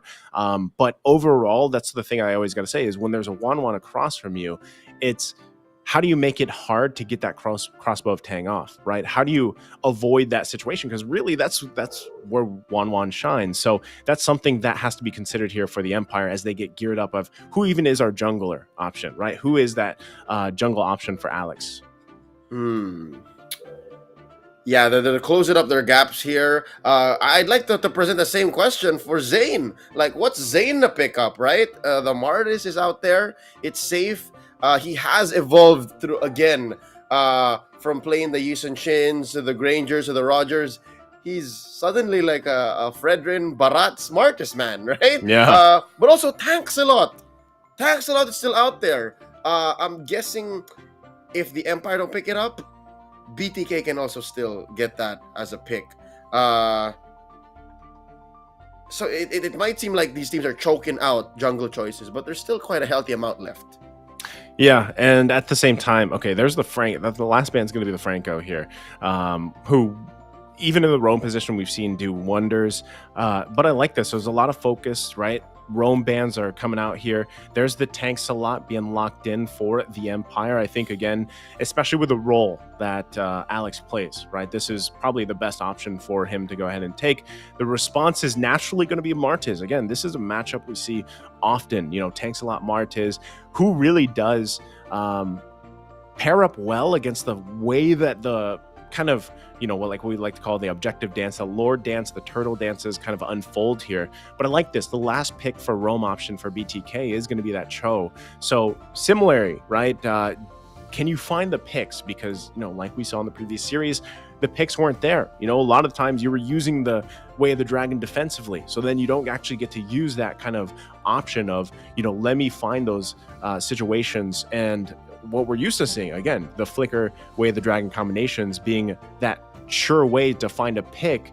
But, even with all that CC, the perfect response for that is the Hoot Hoot. There it is. Oh, the hoot hoot comes through. This is gonna be quite the spectacle. The hoot hoot is gonna be not just a problem for the Cho, but also for the 1-1. Because again, you randomly skip into bushes and then there's like 3 bombs in there. Yeah. All right, guys. So before we go into the game between BTK and the Empire, we have a quick little announcement. So there will be a bit of a scheduled team. LaimiTop has forfeited their match against Fallout, so Fallout will automatically win in this series, and we won't have a match 3. So, I mean, we'll see what happens with LaimiTop, but before, let's go right back into game 1 with BTK. Thanks for that, Liz. And we hope that LaimiTop is all right. But again, points for Fallout. We'll take what it will take. Now into the game. BTK versus the Empire. Mr. Cosgun. Mobazane making quick work of his purple. But again, there's a reason why Lancelot, Tanxalot, is one of the greatest junglers right now. Oh, Reckless! Oh, that is exactly what I was talking about, right? Like, you lock in the Cho, man. You don't necessarily have to wait for level 4, and I feel like that's what a lot of sets the difference between, you know, the great Chos and, you know, the okay Chos. Now, Yuna already setting up that early kill for this 1-1 in the lane versus the Beatrix. Oh, that's going to be rough. And now more attention here bottom side. All right, now something to note, Yuna Cutie has switched over to the roam, so there's a little bit of a shuffle amongst the BTK roster. So it looks like they're doing well with it, though. Again, the aggression from this Cho is paying dividends. Now, I'm wondering if this top lane visit from Alex is going to help the situation, because T can just regen all throughout. T can just use the Glue's kit to make this rotation null and void. Oh, they got the communication though, right? They know that Alex is going to sit up there, but like you said, T's going to be fine. That's one of the benefits of being this glue here. Should be able to just go ahead and regenerate that all about 10 seconds away from this first turtle. So this is where, you know, you really see that, again, that dance kind of unfold, right? How do they play around that? Again, Unicutie doesn't have the Way of the Dragon available. So right now you're going to see pretty much the Empire try to get in position, but with the availability of the split, there's, okay, Unicutie has the level 4 now. This is really tough for the Empire to crack into. They got to allow Reckless to also get in here. There's the Dragon form, going to push him back a little bit already. Turtle going to actually reset. Not able to get it just yet. There's the Times Journey. Reckless able to survive that. Also had to burn the Flicker. So BTK still looking to put pressure here around that first turtle of the game. It might just be looking to just zone out the Empire completely from it. Quite the turtle dance here. And again, we're at 2 minutes. That's just amazing calls! Down bottom, not so rizzy. That wasn't, I don't know what was going on there. Was ISO just waiting to fly up into the air? Because he got blasted by Kokomi in like T-minus 2 seconds. You know, that's when you got that lead for ISO on that 1-1 pick, you kind of don't want to do that, right? Like, you don't want to give that 1 versus 1 kill to Kokomi, because Beatrix, like I said, you know, as the game transitions, just Beatrix is going to naturally have a lot more options, a lot more guns for the occasion, right? Yeah. Yo, you see how much Reckless dealt damage there to Unicutie? Like, cut the Cho in half. Basically, just, what, 2 or 3 bombs in there. Those are the Death Bunnies, man. And Reckless is running the Impure Rage. We only see very few roamers do this. One of them, you know, Oh My Venus, loves to do this. Run with Impure Rage Diggy. The harassment is just uncanny at this point, right? So it looks like the Empire is going to focus down here. Multiple members of BTK also making their way. They're going to spawn them out, and it looks like it all results into just some back and forth, but nothing committed. Yep. Essentially what happened there was the Empire trying to set something up, but BTK were on top of it, so they understood. Now, Mobazane moving up, senses the correction from the Empire with that failed rotation, and he goes ahead and protects his purple. But there's 2 fights happening, one in mid, one in the bot. Yeah, a lot of... but that's kind of what we at, right? where the point is you have a lot of these pokes going on. Unicutie though, oh, able to get out of there just in time. I don't think it would have killed him either. So, you know, but definitely a check shot. So all that too, BTK was able to secure that first turtle. So they line up, they get ready for this next one coming up here in just about 10 seconds. But a lot of cross map play going on. Look at that. The Unicutie, at one point, that'll be the job, right? Just run into the death bunnies, man. Soak it up so no one else has to do it. Just clean up house, right? And again, we're seeing how BTK and the Empire are on top of each other. They understand that, all right, they're making a rotation here. We have to answer back over there. And so far, that's what's led to this very small lead by BTK. 1K, at most 1K, right? Now Zane secures it. There's a kick by Yuna. Nice way of the dragon there. Still going to be looking for the kick. Nice cancel the Phantom execution. He actually wasn't able to use it at all. Another one-on-one battle on the bottom side. So, ISO kind of getting that payback, right? I mean, this is probably the best case scenario for him. That's right. But it's just both gold laners slugging it out while the rest of the team just fights for these objectives. There's the RWM. Going to force out Demon there with wings by wings. Now they transition to the bottom side. So far, the tally between Kokomi and ISO, 1-1. Who's going to take the series in a best of 3 between these gold laners? 1v1 escapades? We'll find out eventually. But I'm hoping that it doesn't come to that. Because again, the goal here is to make the most of your kit. And ISO going 1v1 versus Kokomi is not the ideal situation you want to put a 1-1 in. Now, talking about how the rest of the map is looking, I'm guessing it's his pressure down bottom. It's the fact that these two gold laners are so willing to go at each other that's opening up the rest of the map for BTK. And now what this does is this! Exactly! Mobazane can just do what he wants! Yeah, that's tough, right? When Mobazane knows he has this kind of lead, not necessarily a lead against the jungler, but the lead that they have as a team, this is where that veterancy shows, right? This is where that confidence shows from Mobazane. And you can even see they're doing work, really just trying to zone out even members of the Empire, all for this orange buff. Now Alex gonna have to get out with that Phantom execution, but this is what's to be expected. Tier 1 though, finding kills, Demon falls. Kokomi trying to make his way there. T trying to help as well with the split. Look at the damage though coming out from Yato. The focus now going to be mid lane. Tier 1 still jungler action on the top side. Tier 1 holding on. ISO going to be looking to get it here if he can. They want to get this down before the next turtle is focused on. Reckless quite low. Here comes Alex. Just trying to zone them off from even furthering mid lane. But all this, again, this is what we've seen, right? All this action from BTK, kind of a distraction, while Mobazane secures these objectives. And just like that, look at the threat from Unicutie, get the flicker around from Kokomi. Trigger discipline.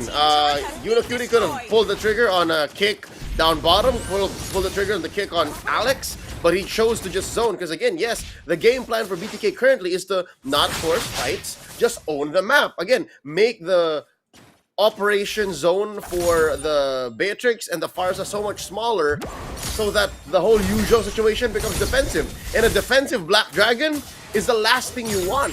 And BTK understands that. That's what's explaining this whole, close to 5k gold lead. And Mobazane has been stealing Alex's buffs for the past 2 minutes now. And sometimes he doesn't even need the retribution.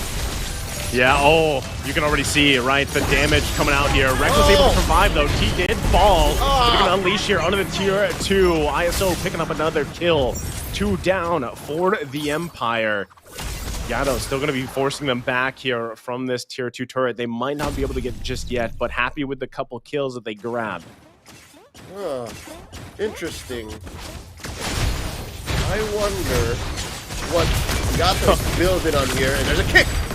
Oh, this is going to be tough. Mobazane looking for the decimate, but it's Alex that falls. The crossbow of tag from ISO. It's a savage. What a play. And in a split second, holy moly, the lead that BTK has. I don't think anyone could have said that I saw that coming, because early on, right, ISO was very messy. He was picking 1v1s against Kokomi, but here, again, perfect timing. All it took was trust and communication between their members, and they fed over a savage to IS. I wasn't expecting to see a Savage today. Like, I woke up and I'm like, yo, these are gonna be close matches, but not a Savage, not like this. Same, you know. We're gonna take a look at the highlight here. And look at this. I mean, this was a great initiation, but if you keep an eye on ISO, he just waited for that moment. This is actually after this, right, where things kind of unfold here. And the fact that he got that Savage, and especially with the fact that he went majority of the game one-on-one, you know, bottom side, we didn't get to see it in the highlight there. But, you know, again, this is the fact of why Wan is usually banned, because of the potential for that to happen. And this time it just turned out to be a Savage. And this is the ceiling of the whole between, you know, bad to worst, at least for the Empire. Now, talking about how the Empire can come back, one thing is they have the tools to come back, right? That they have a solid Highland defense. They have the Farsa, they have the Beatrix. The Yuzhong is definitely an asset when it comes to Highland defense. But again, you're not making the most of that Black Dragon form. The Diggy is solid. Like, you're not going to get caught out with bush checks, because again, you have the bombs to check in. So at least they have those tools. Now, is BTK gonna allow that? Looking at their lineup, likely no, because they have so many ways to cut through. Again, the glue alone is going to be instrumental in breaking that lineup in half. So yeah, I'm guessing if BTK wanna call this a game, the next Lord should be it. I'm looking at this next Lord. And it's tough in this situation because, you know, with what we just saw, the Savage there from ISO, it makes it that much harder to fight against this 1-1 pick, right? Because yes, lane-wise, you know, you can kind of control it a little bit there and everything else, but now you're like forced in the situation, if you're the Empire, of do we actually go in and fight in these objective takes? Because so far they haven't, right? Again, BTK has just done a great job at zoning out even Alex from getting to the objectives. Early on, the turtles, you know, but then even the lords now. So at this point, it's tough to say. There you go. There's the Savage that we got a glimpse at. Again, I didn't even expect ISO to get this early on in the game. Again, it's only 9 minutes in, and he just, everything lined up for him. He popped off with a crossbow of Tang, and at this point, if you're the Empire, again, it's really hard to deal with this. So that first Lord already being secured by BTK, this could possibly be a game-winning push with the first Lord. You're right. I think I was a little too optimistic when I said Luminous Lord, the next Lord, because again, this one might as well be it, right? Look at how far the Empire is pushed in and how BTK are pushing 2 lanes simultaneously. And this is looking like a good defense by the Empire, and they succeed. Okay, they already grab a kill here, but like you mentioned, Leo, they do have good high ground defense, but can they actually hold on to this? They're going to have another wave, minions pushing in mid-side. This is going to be BTK focusing on that. There's the Black Dragon form. They're going to be looking to push them back here, trying to hold on to these inhibitor turrets if they can. But there's the damage to ISO with another kill. Inhibitor turret in the mid lane does fall now. Now I'm going to be looking for the bottom and top side. Still, Empire holding on, though, as much as they can. Now base fully exposed. BTK, I don't think they're going to be able to push it in just yet, but they're happy with exposing the base.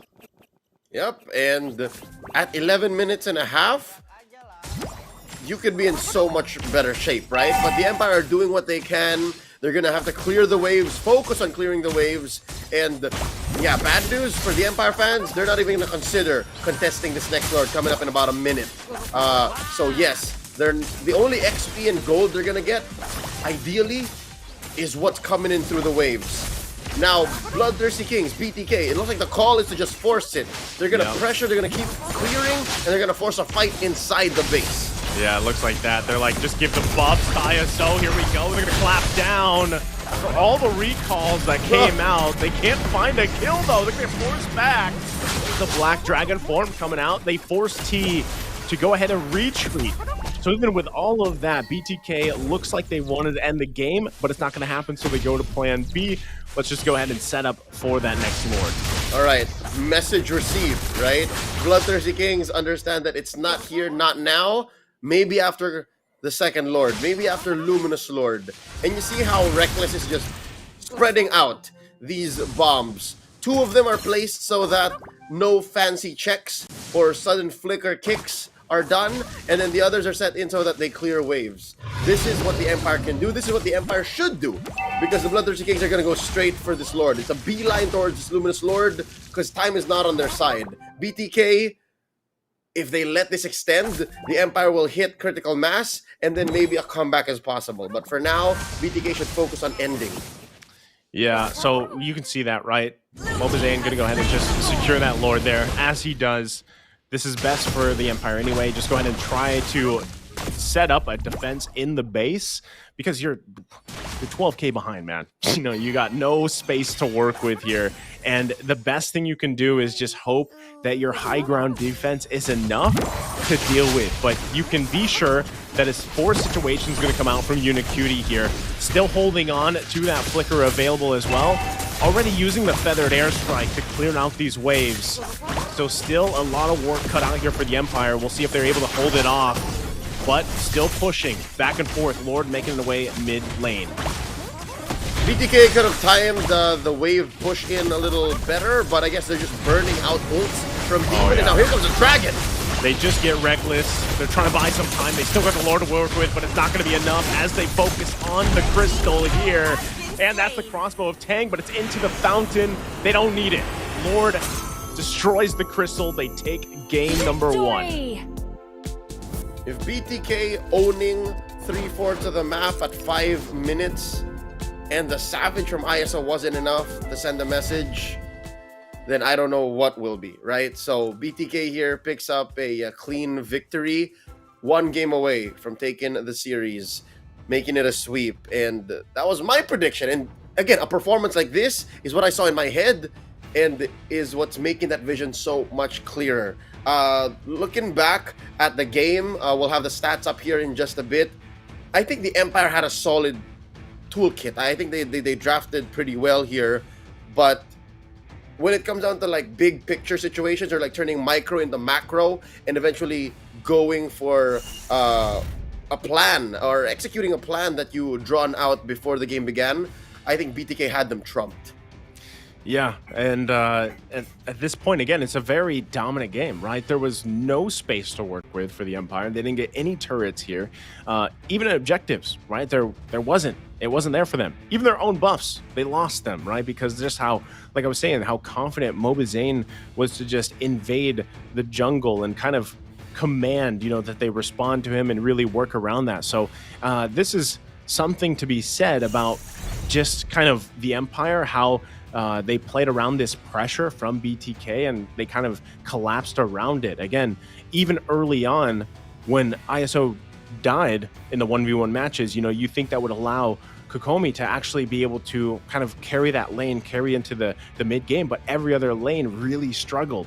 And that's kind of what happened here, where and even early on with Unicutie grabbing that early kill, the early first blood, and then throughout the majority of the game, Unicutie was finding the setups that were needed, finding initiation. Sometimes it was even a PO, right? Even right there, right? Focusing on Alex here, allowing ISO to get those weakness points off to the crossbow of Tang, where we saw this Savage, and it was clean. So that game 1, a very clean showing for BTK. We'll see if they can actually replicate it here for game 2. Yeah, I think clean would be an understatement. They basically mopped the floor, added some shine to it, and then just bedazzled it. That's what that game 1 was for BTK. Now, going into game 2 here, I believe it's now the Empire on the play and BTK answering back. They got the 2-pick swing. Should change the dynamics here. And if my research is correct, Alex, the jungler for the Empire, plays a lot of chess. He understands that what happened in game 1 was basically them giving up a knight for the equivalent of maybe, half the pawns that BTK had. Draft-wise, it looked like they were winning, right? Like, oh, look at the board. It's so much cleaner now. That's what those gold lane trades were. And then eventually like, oh, wait.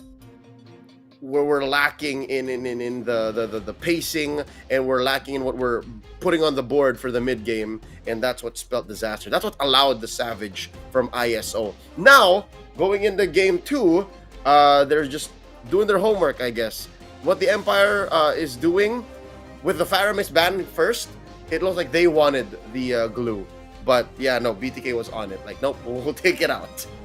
Yeah, so and that's the thing too. Do you leave the 1-1 open? You know, like, do you leave that as an option again? Because, you know, as we were even saying in the draft, man, like 1-1 doesn't necessarily mean you're going to get a Savage or, you know, like moments like that every single time, because there are ways to shut down 1-1. There's ways to play around it, to counterplay it.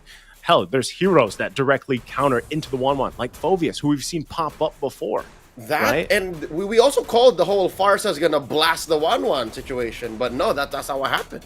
Yeah, like in theory, it should be there. But again, you know, the way that game unfolded is just BTK across the board every single lane. So if you're the Empire, yeah, like you said, you gotta adjust here. And if that's, you know, leaning towards Alex Gambit, you know, and really honing in on that pretty much that knowledge, that high IQ, this is where we see, how does this play into part? How does this adjustment happen? Because yeah, 1-1's open. You know, that Valentina was the last ban from BTK. So you have a lot of options priority-wise. They decide to go with the Kaja here.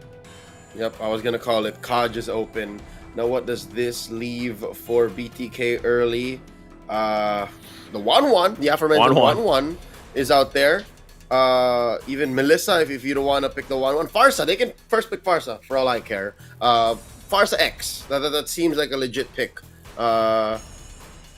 Yato and there you go. See, so Yato and something. This is the same, you know, they went like Farsa Yuzhong is such a, your bases are covered. Like we can build around this, you know, like we've got it.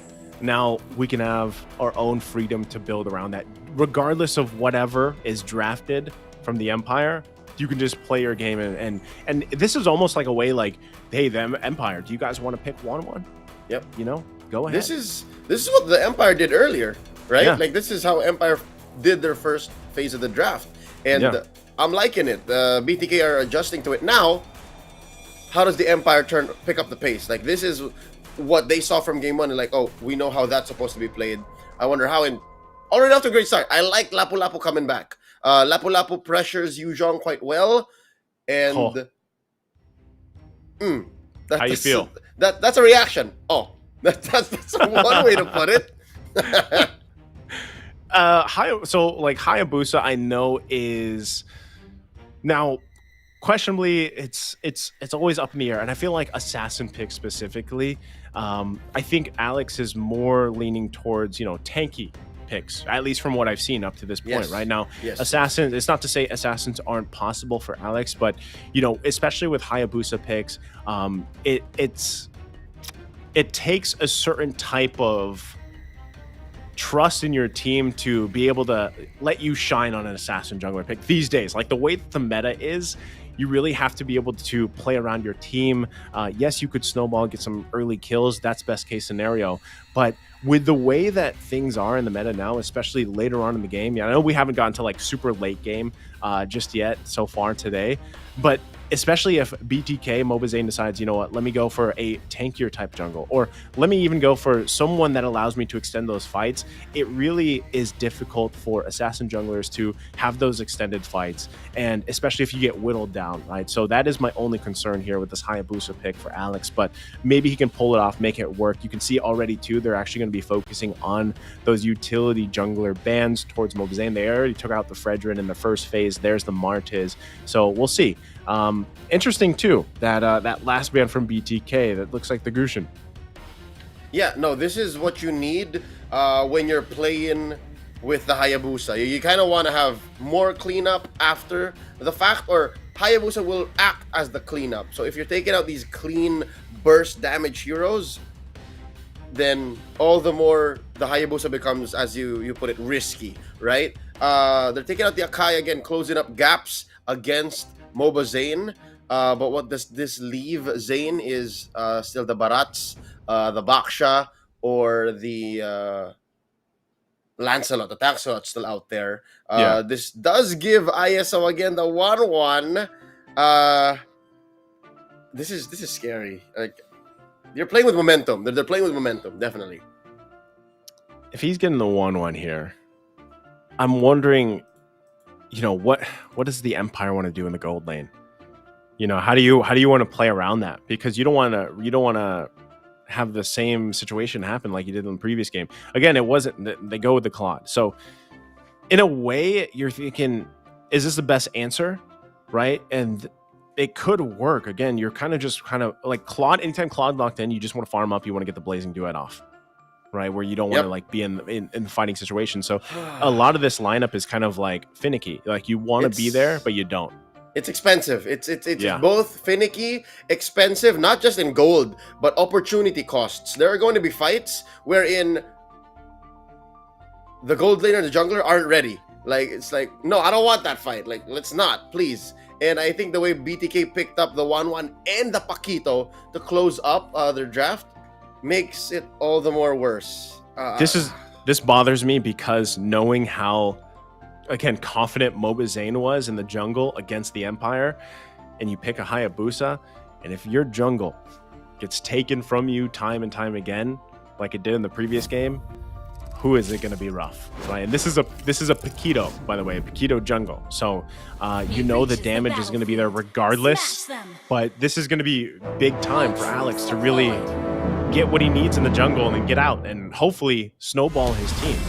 And this is difficult, to say the least, as an understatement, because of all the people, Alex should know how dangerous a Paquito is. He is charted amongst Paquito users in his server, and he knows how difficult it is to face off against a Paquito with assassin heroes, right? We've seen that in the likes of Ling dropping off walls and getting blasted by Paquito's fists. So yeah, I wonder what the Empire's going to do about that whole interaction. Well, we'll see as they get prepped up here. So they go ahead and grab that Lethal Wanderer, but that's the thing too. Mobazane's going to be looking for those kills. He's running that killing spree. The damage is obviously going to be there, but I think if he gets any whiff of a lead over Alex, you're going to find him all over the place in the jungle. But that could also punish Mobazane, right? Like the Empire can play around that aggression if Mobazane decides to do that, kind of catch him out.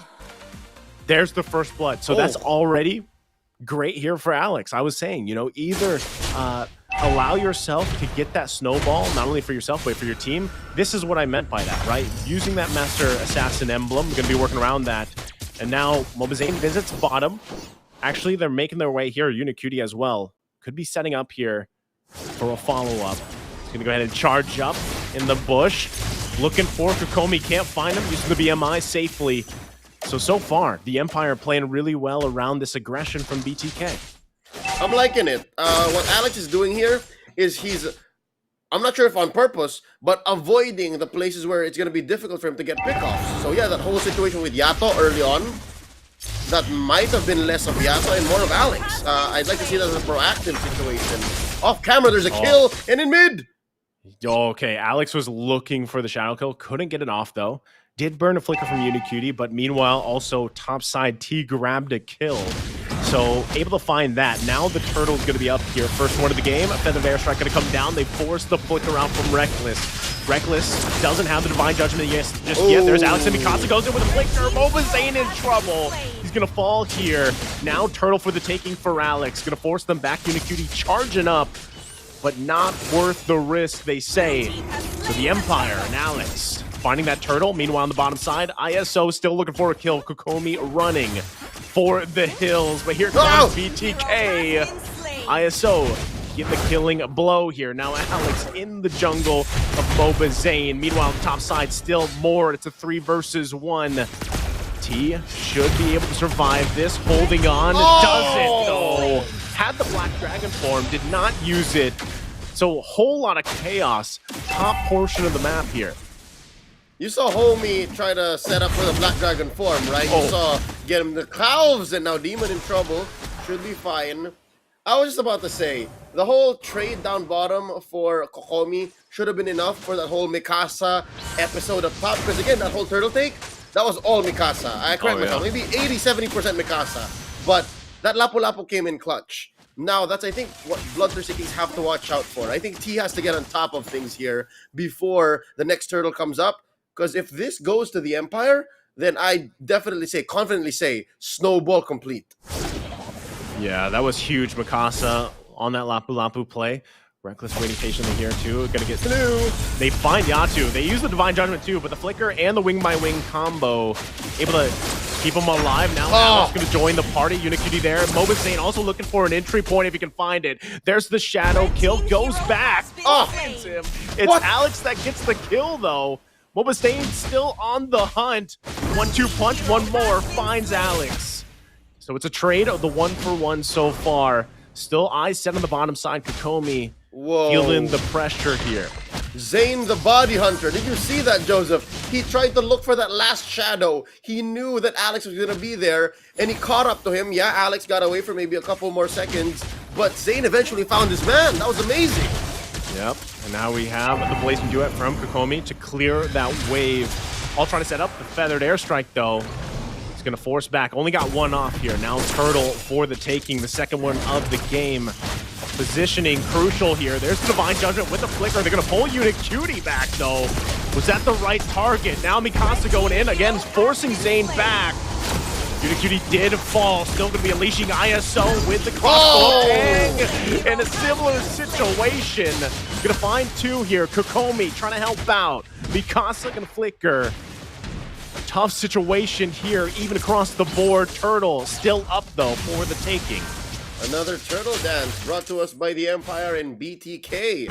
I'm loving it. Again, both were definitely packing heat, but BTK understood, and this time around, it's T who comes in clutch. Close call. Definitely Mikasa again tried to go for that same move that won them the first turtle, but this time around, again, T stepped up to the plate. He played with initiative, and he came in with the Black Dragon form at the right time that helped ISO get some kills and helped BTK secure the second turtle. Man, this is so far for this game, it's obviously a lot closer, right, for the Empire this time around than the kind of snowball that happened for BTK in game one, which is great because, again, when you have this assassin jungle, Alex, he might have died a couple times, but so far he's doing his job. And the rest of the team is really kind of following up through that. Again, you can see how much pressure is bottom side. Kokomi has avoided probably at this point 2 to 3 deaths. Let's see if he can actually still go. As I say it, BMI's out.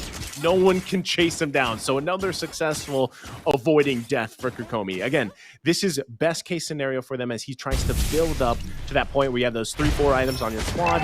You have that huge impact, the Blazing Duet. And now, again, roll around with his snowball. Hold on, though. They find the setup here. Reckless still going to be alive. The Divine Judgment, the counter punch. Unikitty gets counter punch, falls mid lane. Mobazane not able to get the kill, though. Two quite low. He goes back. Whoa. Can't find it. They did get the flicker out, though. The Empire striking back here. No pun intended. T trying to help the team. Mikasa was there. All the puns intended. May the 4th be with you. These are not the droids you're looking for. Back to the match. I definitely felt how close Yato was to dying. You see how close Mikasa was with the Bravest Fighter? Like an inch away. Yato almost just bit the dust there. But now, back into that exchange, right? The Empire catching a break, getting the kill on to Unikitty. A better choice would have been anyone else but Unikitty. But Keisera, and there's another one! Oh, this time they find Reckless here. ISO grabbing the killing spree, starting this snowball for himself. Now, as the eyes are set on this last turtle of the game, everybody getting in position. Alex grabbing his purple. He'll be making his way here. Mikasa holding it down. Mobazane also making their way here. Who's going to be able to grab this one? Both marksmen still top side. Talking about how XP laners are an X factor here, Naisu. That's one big talking point that we always have. Mikasa has been doing it for the Empire. He's been pulling all the stops. Reckless. Yeah. Close call. So they don't grab the turtle, right? It turns in, it is now evolved into the Lord here, and it speaks volumes for kind of the pacing of this game. Again, game number 2, quite different, although there are still some snowballing happening here. Reckless looking for the setup, can't be able to find it. There's the crossbow of Kang, he's going to go down, went away from the team as well, so they couldn't get that reset. Another kill though going to the hands, but the return as Alex goes and finds a Mobazane in the perfect position, gets the double. Mikasa trying to hold it down. It's going to be a 3 versus 1 here. Mikasa trying, gets petrified, knocked up. CC flickers out. Able to survive with T on the chase. Should be able to grab the kill. He does. He had blood in his eyes, man. That's why they're called the Bloodthirsty Kings. It wouldn't be called that if they just let opponents run away. Now, look at how BTK have made the most out of that skirmish in mid. They're pushing top, they're pushing bottom. Long lane set up here for Mobazane and the rest of BTK to eventually make a claim for this Lord. Now, the only thing that's missing is this mid. And I think that's why Demon, and Reckless are trying to defend it so hard. You see, this is what you were talking about in game 1, but on the other side, right? Now, with Yato here on this Pacific, just unleashing a lot of burst potential. Unicutie gonna find Reckless once again, can't escape from it. Kill going to the hands of ISO. BTK, still, yeah, they don't want to pull the trigger on the Lord because they're like, you know what, we gotta get this tier 1 down, man. We gotta have space to work with across the map. Shadow kill! Alex, though, shutting down ISO. That's a huge pickup here. BTK down their gold lane, not sure. They don't want to go ahead and commit to the Lord just yet. Still, both teams looking for plays across the map. Yep, BTK, again, respecting that mid lane, even if they have a great wave up top in the long lane, still not a safe. Oh, Mikasa gonna get zoned out a little bit with that feathered airstrike. There's the Divine Judgment. They find Yano, they flicker around. Unicutie gonna whip that, but Alex is in trouble. Can't escape though. Now they're looking for more. Unicutie gonna fall. Mobazane, a lot of low members here. Can't find any connection though. Quite a messy fight from mid lane. He finds that kill. Now this might be the moment for the Mobazane. Still gonna be looking for more. Double kill with a killing spree. Man, the resets are here, and now their eyes are set on the tier 1, and then the Lord. Mobazane gives the call. They start it up. Michael Cosgood is in the building. Despite whiffing on the first engagement, Zane still found bodies to take down and eventually convert into this Lord. The first major objective in quite a while. I'd say, what, 3 or 4 minutes in this game 2. And because of that, BTK are back in the driver's seat. Yeah, Alex has been finding much better success on this Hayabusa than we first expected, and definitely more than in game 1. But now, it seems like these, again, Alex's gambits, they're not going to be enough anymore. Yato and ISO are going to be much harder to take down as the game goes a little later. Oh, well, Alex is going to go ahead and find one there in the mid lane. It was Yato all alone. That's exactly not where you want to be against the Master Assassin emblem, so able to find it. They deal with this Lord. They're going to go ahead and deal with that, but they lose a couple more turrets here. Again, the Empire has not got a single turret yet at this point. Now, it might be great that Alex is getting kills, but what they need at this point is some space. But look at that, Unicutie again with the setup under the tier 2. Mobazane, though, is going to get punished here. T trying to find a kill, does eventually. Goes down himself, and now it's the Empire turning things around here on the chase. Going to be chasing down Unicutie. They get the flicker out. So the Empire, again, coming back into this game any way they can. All right. The fact that Kokomi did not force the engage there, despite having 2 softer members of BTK backing off, means that they're still in this, mentally speaking, right? The Empire understands that they're down, and 3K is a palpable lead. I think that's something that you can work with, despite not having pushed any turrets. Yet, the Empire understand that most fights aren't theirs to take yet. Looking at the item game, Kokomi is currently still, not there yet. Like, he can build better items, right? And looking at what Alex has done. Oh, where was he? What was he up to? Well, Alex has fallen. That's what he's done. Oh, he's not here anymore. He's not there anymore. He got spotted out. Oh, already getting that wind of nature, too. Mobazane Oh, he's gonna get outplayed! Kokomi! I don't know if that Wind of Nature was a bait, but Mobazane fell for it. He falls in the bottom side. Now T. And a 3 versus 1 for a while here. Here comes the rest of the team. They're gonna zone them out. The Empire still trying to hold on. Unicutie, time after time, has found set after set on this Kufra. He's having a massive game for the team here. Yuna is amazing. And so is Kokomi. I just gotta say, right? When they say NA has amazing micro, just look at that one engagement, right? He played with the best of them. He outstepped, outplayed Mobazane. And I could have sworn Mobazane was gonna get it, especially after that early win chant proc. But Kokomi still got it. And that one blunder, I'm sure they can work with it. Again, they can just build upon bricks and bricks and bricks until the Empire is built once more. And then eventually, right? Like, again, it's still a 2K, 3K gold lead. Yeah, and that's the thing. Again, you know, confidence is obviously there for Mobazane, but in instances like that, especially when you're on this Paquito pick against a Claude, it's tough to, you know, outmaneuver that situation. So, you know, at this point, you still control the Lord Pit here. We'll see if they actually are able to secure this fully, though. Alex goes and gets his orange buff. There's the conceal play. Reckless is going to be looking for a target here with that Divine Judgment. Whoever he can grab, probably. But look at that bottom side. Alex does fall. In the bush she goes, Unicutie, but look at top. Reckless going to fall too. Mobazane looking for the punishment. Now going to be hunting for Kokomi. He doesn't go back with the BMI, still going to be hunting. There's the Blazing Duet. Yato falls as well. Mikasa trying to get back to base here. Not going to be able to do it. 2 versus 1, ISO and Zane. They take out Mikasa and now the Lord. Still, Kokomi alive here. Going to try to get what he can. It grabs the tier 1. And he's the sole survivor of that whole sequence. So Kokomi trying to hold on. Lord eventually going to be secured by Mobazane. A 2-for-4 exchange. Make that a 3. Eventually. Yeah, I think the Empire just walked away with what they could. And the only reason why I'm so optimistic about it is, yeah, if it was anyone else but Kokomi, it could have been worse. And I wonder if he's going to get away with this. Oh. Hey, he got the turret. I think that, you know, a couple minutes ago, Leo, I was like, you know what the Empire needs? They need some turrets. They need some space to work with. And I don't know if Kokomi heard me or not, but that's what he did. He got the tier 1 mid lane top side. But now they've got a Lord charging in on the top side. I'd and like he's to think not that here. wasn't worth it. Yep. Joseph, that wasn't worth it. Not right now. Not right now. Lord's going to charge up. Inhibitor turret top side's going to go down here. BTK looking for more. I7 in the mid lane. Alex going to go ahead and try to push that wave back.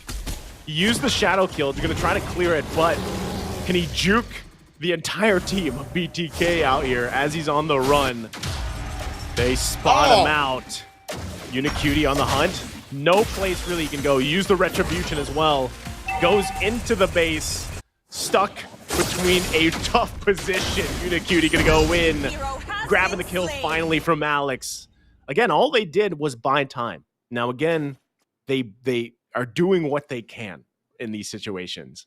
And if it's buying a couple more seconds to allow Kokomi to come online, then that might work for them. But can they survive the onslaught here from BTK? Mikasa getting quite low, going to be pushed back. T now also has to respect the damage that is there. They're going to lose the middle inhibitor turret. BTK now looking on the bottom side, knowing that they have the numbers advantage, but they don't call it just yet. They go regen, they grab resources from the Empire. Alex was caught in what we call in the business a pickle there. He did what he could, and at some point, yeah, buying time is the only thing you could do left, and that's what allowed, I'm guessing, the Empire to keep this bottom lane inhibitor. If Alex died right then and there, or at least led the opponents into their half of the map, then yeah, we could be looking at a bare base for the Empire. So yeah, who knows? This could have been what bought the Empire that last bastion, this remaining inhibitor turret, which will be, I'd say, I wouldn't put instrumental or very important, but it'll at least help with the long lane defense against this, wow, evolved Lord coming in half a minute. Yeah, I feel like this is a tough thing too, because at this point, right, Kokomi has the items for the most part that he needs right on this Claude. But even if you get a well-placed Blazing Duet and you bring the members of BTK half health here, where is the follow-up, right? I mean, Alex can also use the shadow kill and everything else like that, but you still have to have things fall into place for the Empire here, with them being down, about 6K or so. But they have the tools they need. This is why you see them still, given that situation, looking for picks. They might actually go for Mobazane here. Ooh, reckless. Burning the flicker. He wanted to grab him with a Divine Judgment. Not going to be able to find it. So this might either be a counterplay from BTK, knowing that resource is down. They spot him out here. Kokomi. What was he doing there? He now falls. BTK gonna go ahead and grab this purple here. T forcing Alex back. Alex goes back in though. Looks like he burned the Retribution. There's the Shadow kill. Not gonna be able to get the kill that he's looking for. He falls to ISO. BTK now gets the green light to take the Lord and march into the base. Joseph, on paper, technically speaking, that's got to be checkmate. The fact that you lost 2 of your core players, conceded an evolved Lord, and getting nothing out on the swing back. Yeah, you pop a Petrify, you pop a Flicker. That is just a difficult trade, and I'm mincing my words here. This is so hard for the Empire. It's going to be a difficult defense. Yeah, tough situation to be in. Kokomi now online here. Alex, a couple seconds away. Should be able to be here full-on force anyway for that Lord. They're going to go ahead and lose this bottom turret as it's worked on. Feathered Airstrike going to push them back. Base fully exposed here. This is to see if the Empire can hold on longer. All ultimates available. Reckless on the front side. They're trying to zone them out the best they can. Lord's still going to be working on the crystal. They've got to take it out here. Kokomi with a wind chant, but ISO use the crossbow tang. Going to force them back. Alex falls. Crystal a couple hits away. And that's going to be at BTK with another sweep against the Empire. Victory! And that's deja vu. The last time they met, it was the same exact results. BTK walking away the winner. And yeah, despite the Empire adjusting and again switching things up in the draft, even in their gameplay, I'd like to say there was some adjustments that the Empire employed in Game 2 to help them take it this far. At least last close to 20 minutes compared to the much shorter game in Game 1. BTK still had their number. And we'll see here when the stats come up in just a bit exactly how they did that. But yeah, towards those last couple of minutes, right? You mentioned that, Kokomi has the items, even if they do find the engagement and rain down heavenly fire on them via the Blazing Duet. It was still a pipe dream. There was really only so much you could expect and ask for. Again, even if you don't expect T or Unity to just stand there, right? And not even talking about the dynamite that were in the hands of Mobazane. So yeah, it's so hard to think of how Empire could have come back from that when you're looking at the 17-18 minute moment.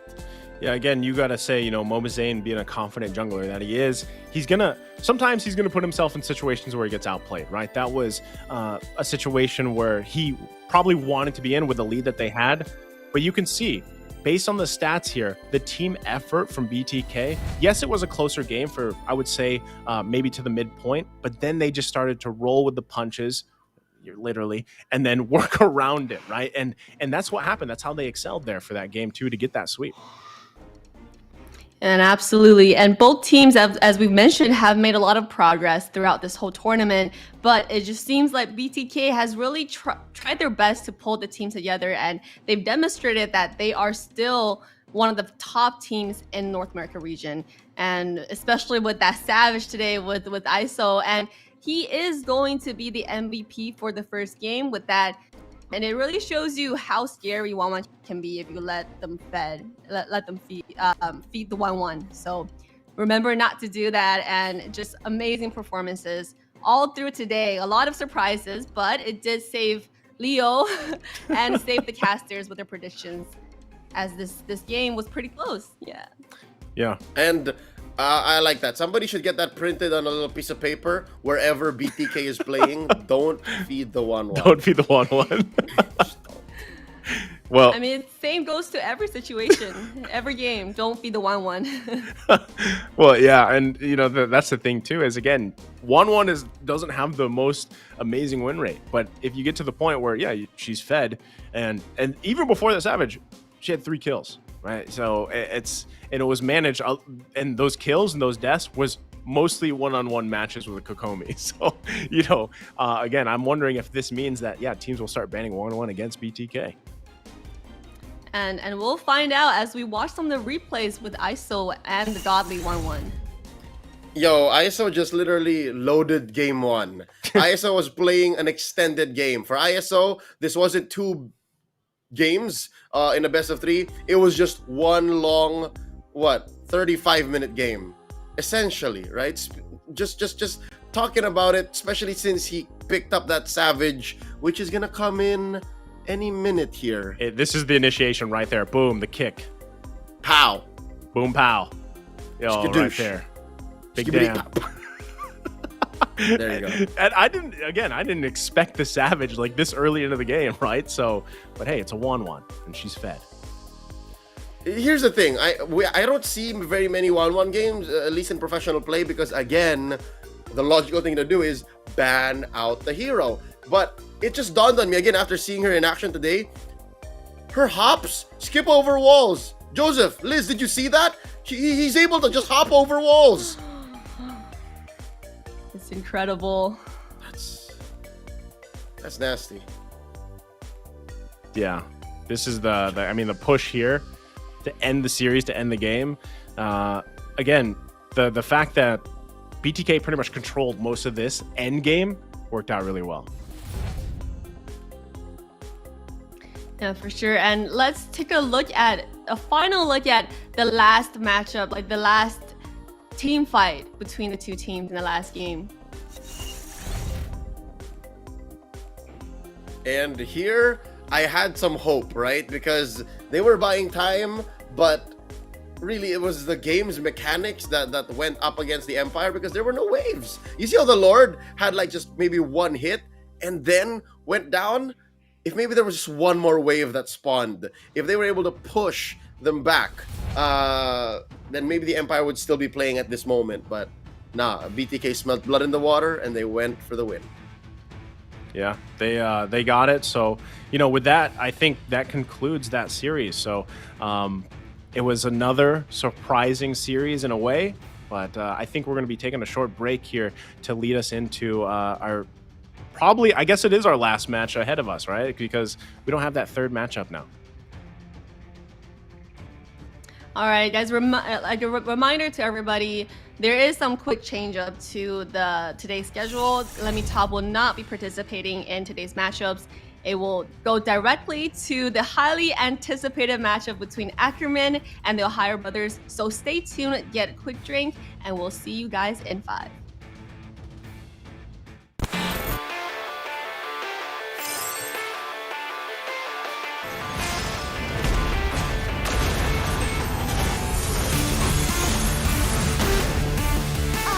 Priestess of primal lightning, the hunter of all the evil gods. Legendary! Meet your end! Legendary! Double kill!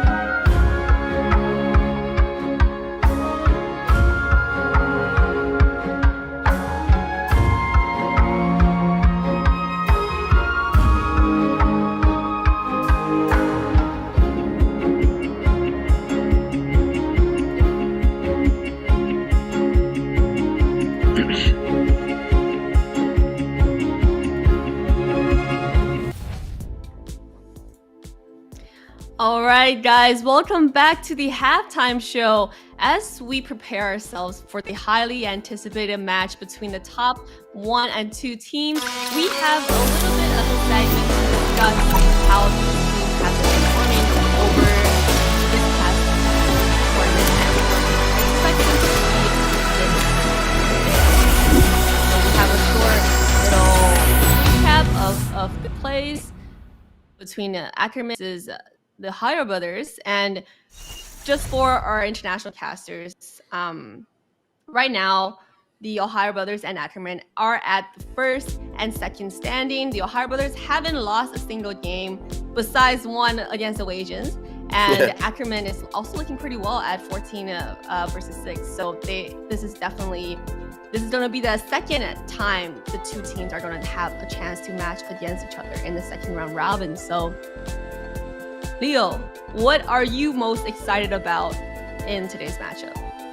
Before I answer that question, can I just say, before this whole season, right, before the split for NACT even began, knowing that the TheOhioBrothers and Ackerman would be in here with these rosters, I knew that they would be performing like way up top. And this is exactly what I thought the top 3 would look like. Because again, there's a lot of talent spread out between the TheOhioBrothers, Ackerman, and BTK. Because again, that's players who have played on the world stage, just spread out across the upper half of the standings right now. But the way that TheOhioBrothers are built, right? The way that they basically just took a majority of the valley, injected Ureshi in there, who is a player that we're very well familiar with. Nice when I've called a lot of his matches while he was still with the MPL. And then you put best player in there, who has been working hard over the past, year or so, just building himself up as one of the best junglers in NA. And you have a winning formula. So yeah, no, I'm excited to see how the TheOhioBrothers, this is what I'm excited for, right? How the TheOhioBrothers can continue their win streak. Like, how far can they take it? That's what I'm looking at. And Naisu? Well, for one, fun fact, I lived in Ohio for a while. So when I saw the TheOhioBrothers, even before I knew who it was, I was like, "That's blood." Wait, what? That's me, right? That's where I'm. Okay, I lived in Ohio before I moved to the Philippines. Like, he's a brother. He's a brother. That's where I was. Yeah, Cincinnati. Let's go. But no, jokes aside, it's great to see, because again, when me and Leo were there in M4, and when we saw like that hype and everything around an NA team on an international scene, that's always beautiful to see, right? It's always great to see. But now they have, this new identity, similar names, but also names that, like Leo mentioned, they've been working hard. Yeah, Ureshi as well. The fact that, Ureshi, when he was playing here, we didn't get to see him as much, but now you see him on this team that is dominating here. And it's going to be amazing to see if the TheOhioBrothers do make it forward, to see him again on a different stage, right? So, and for Ackerman, even before, right, with the players across the board here, I've always been a fan. Ever since my first time casting NACT, I've been a huge fan of Nicolette. She is one of the best players across the board, and regardless of what people say, like, any mage that she gets her hands on, she can carry games. So ever since I casted that first game of NACT when I first joined seasons ago, I've been a believer of Nicolette, right? So aside from that, seeing how Ackerman has risen also through the ranks and made a name for themselves, I also expected this, right? The TheOhioBrothers and Ackerman. Now, with Ackerman and BTK, I was like, which one's going to be better? But based off the performances that we've seen from the previous weeks, Ackerman is just getting things together faster. And I feel like that's one of the things that can be said here. But still, like Leo mentioned, both these teams stacked in terms of individual players, synergy, and everything else. It's going to be, again, a very interesting kind of rematch from what we saw the sweep early on in the weeks. I think that was week 2. So I'm really wanting to see, how has this changed? Can Ackerman change that result this time and be one of those teams that does, hey, the TheOhioBrothers, check yourselves, right? You might be where you are now, but Ackerman is here. So that's what I want to see here for this matchup. For sure. And you talked about girl power, with Nicolette being really showing you how strong a female player can be in the esport gaming scene. And with the two teams, like we mentioned, they've had experience in the world stages, with Zia from Ackerman now playing in the gold lane role, as well as Basic from the TheOhioBrothers, who's also going to be fighting against Zia. So that will be a pretty fun mashup to see.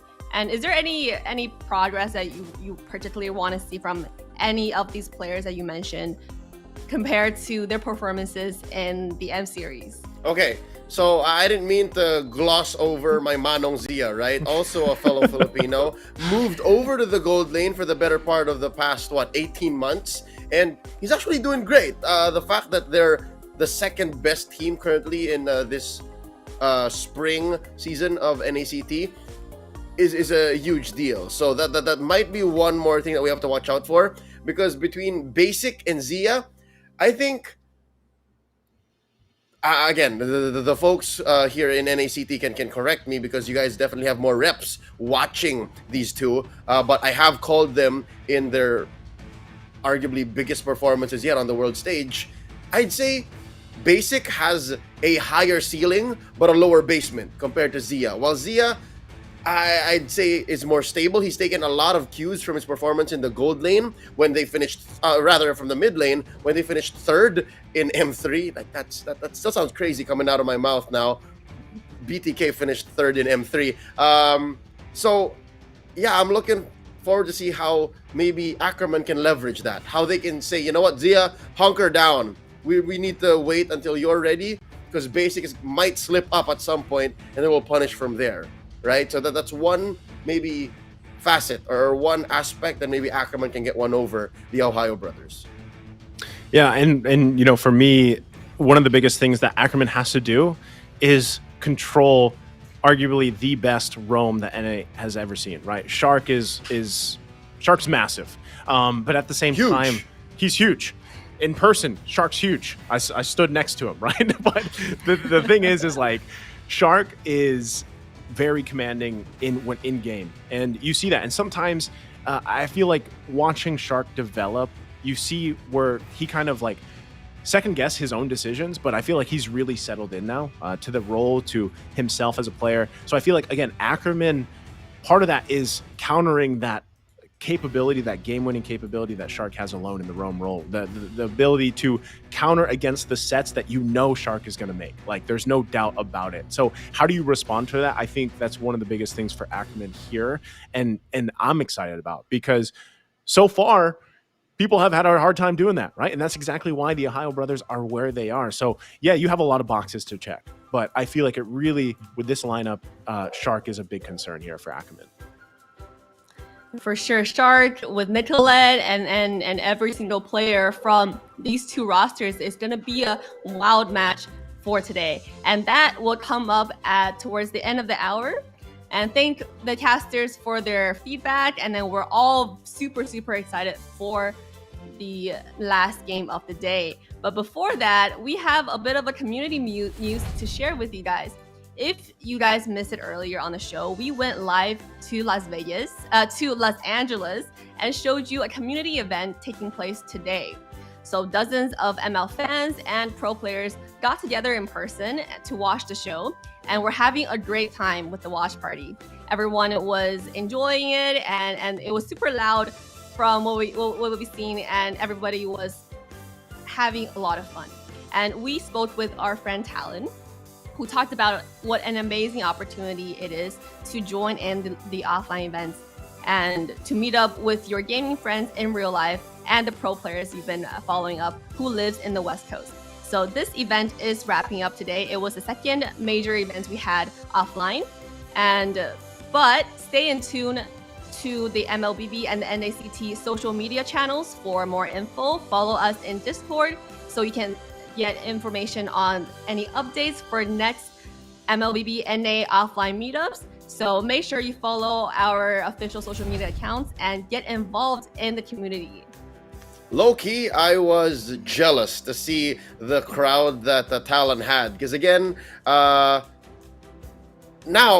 it's no secret that in Southeast Asia, MLBB meetups are just huge events, right? Like thousands of people. But sometimes you just miss that homey and warm, just like just you and a bunch of friends vibe, and that's what I saw there. Again, there were dozens of people. Yes, by no means can I fit that crowd in my apartment, but it's just, you know, it's intimate enough to like just be with people who appreciate MLBB esports, and I love it.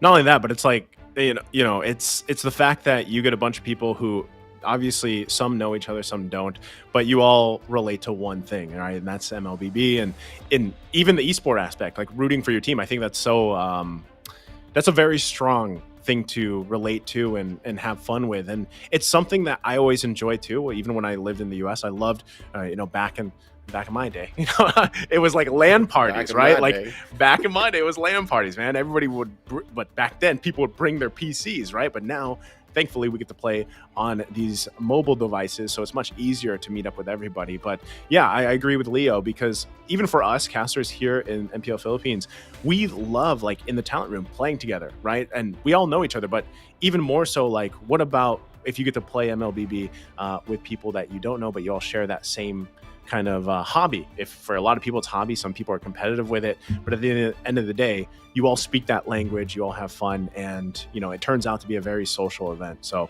yeah, little jealous as well when we got to see that, but I'm happy. Like that, seeing stuff like that really makes me happy. And is a perk that you get in NA, because in North America, the ML community is still relatively small. You really have a chance to meet pro players and to meet friends you connect through online. And this is something that you don't get in the C server, where it's such a huge game in that region. But for everybody in the community and for all of you watching, here we have another giveaway with 40 giveaway codes listed on the screen. So you guys will have a chance to get one of the tournament chests to these skins. So make sure you type in that code, find the link in the description, and secure your chance to one of the wins. So as you guys are typing in the codes, we are going to go into another extended break. We will have the TOB versus Ackerman matchup coming up to the bottom of the hour. So make sure you guys stay tuned, get a few snacks, talk in the chat, and we will see you back towards the bottom of the hour.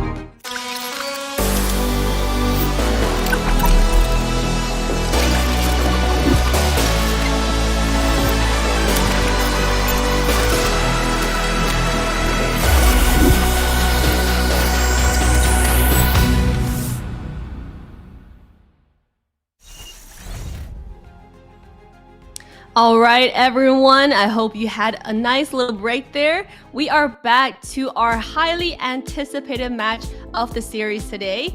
As we see on the screen right here, the OhioBrothers and Ackerman are the top two teams right now in the current 2023 spring standings. The OhioBrothers have only lost one game so far, and the Ackerman is just catching up. So this will be the second time they get to match against each other this series, and we are just pumped. Now, we are going to go into their first game. But before that, let's look at the predictions for the TOB lineup. So as you see from casters, it's pretty determined. I mean, we have some casters who think that Ackerman will win at least one game. But with Weezy and Ben Hadid and Eunice, we all think that it's going to be a 2-0. So what do you guys think, Leo and Naisu? All right, what are so your predictions for this match? Here's the thing. The ones who said 2-1 are giving it over to Ackerman. And then the ones who are saying it's a clean sweep are giving it over to TOB. I completely understand why that is. But I'm going to go ahead and pick up of what I said earlier today and say it's going to be the OhioBrothers. And I think it's going to be a sweep. I think they're going to continue their streak. Yeah, so for me, I'm also giving it to the OhioBrothers, but I think Ackerman can take a game from them. And I think that it'll be highly dependent on how game one goes, right? We already shared our thoughts during the halftime show, exactly how that can happen. And like I said, as long as Ackerman can really allow their key players to shine and also shut down, right, the playmakers, if you will, for the OhioBrothers, even the roam, control the roam, or at least have a counter punch towards Shark, because he's going to be working with that. So I think that's a big thing. But yeah, for my prediction personally, 2-1 OhioBrothers. But let's see if Ackerman can change that around here. Yeah, and this is Ackerman's chance to kind of get a feel of what could possibly be the matchup for the grand finals between with the OhioBrothers. This is their chance to kind of demonstrate how far they've come and what progress they've made, to see if it really paid off against the top team right now. And I mean, any tips on Ackerman? I know Naisu has talked about what they can do to kind of get ahead in this game, but what about Leo? You are a firm believer that the OhioBrothers are just on another level. Yeah, I'd like to be adopted by the OhioBrothers.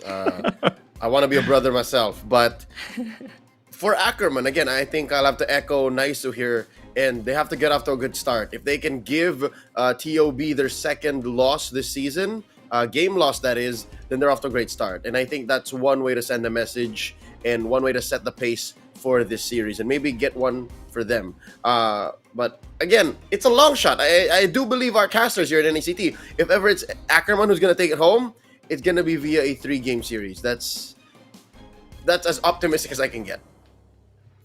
Yeah, definitely. And I think we're prepped up for the draft here too in just a second as we get loaded up for this game one draft. And like we mentioned, the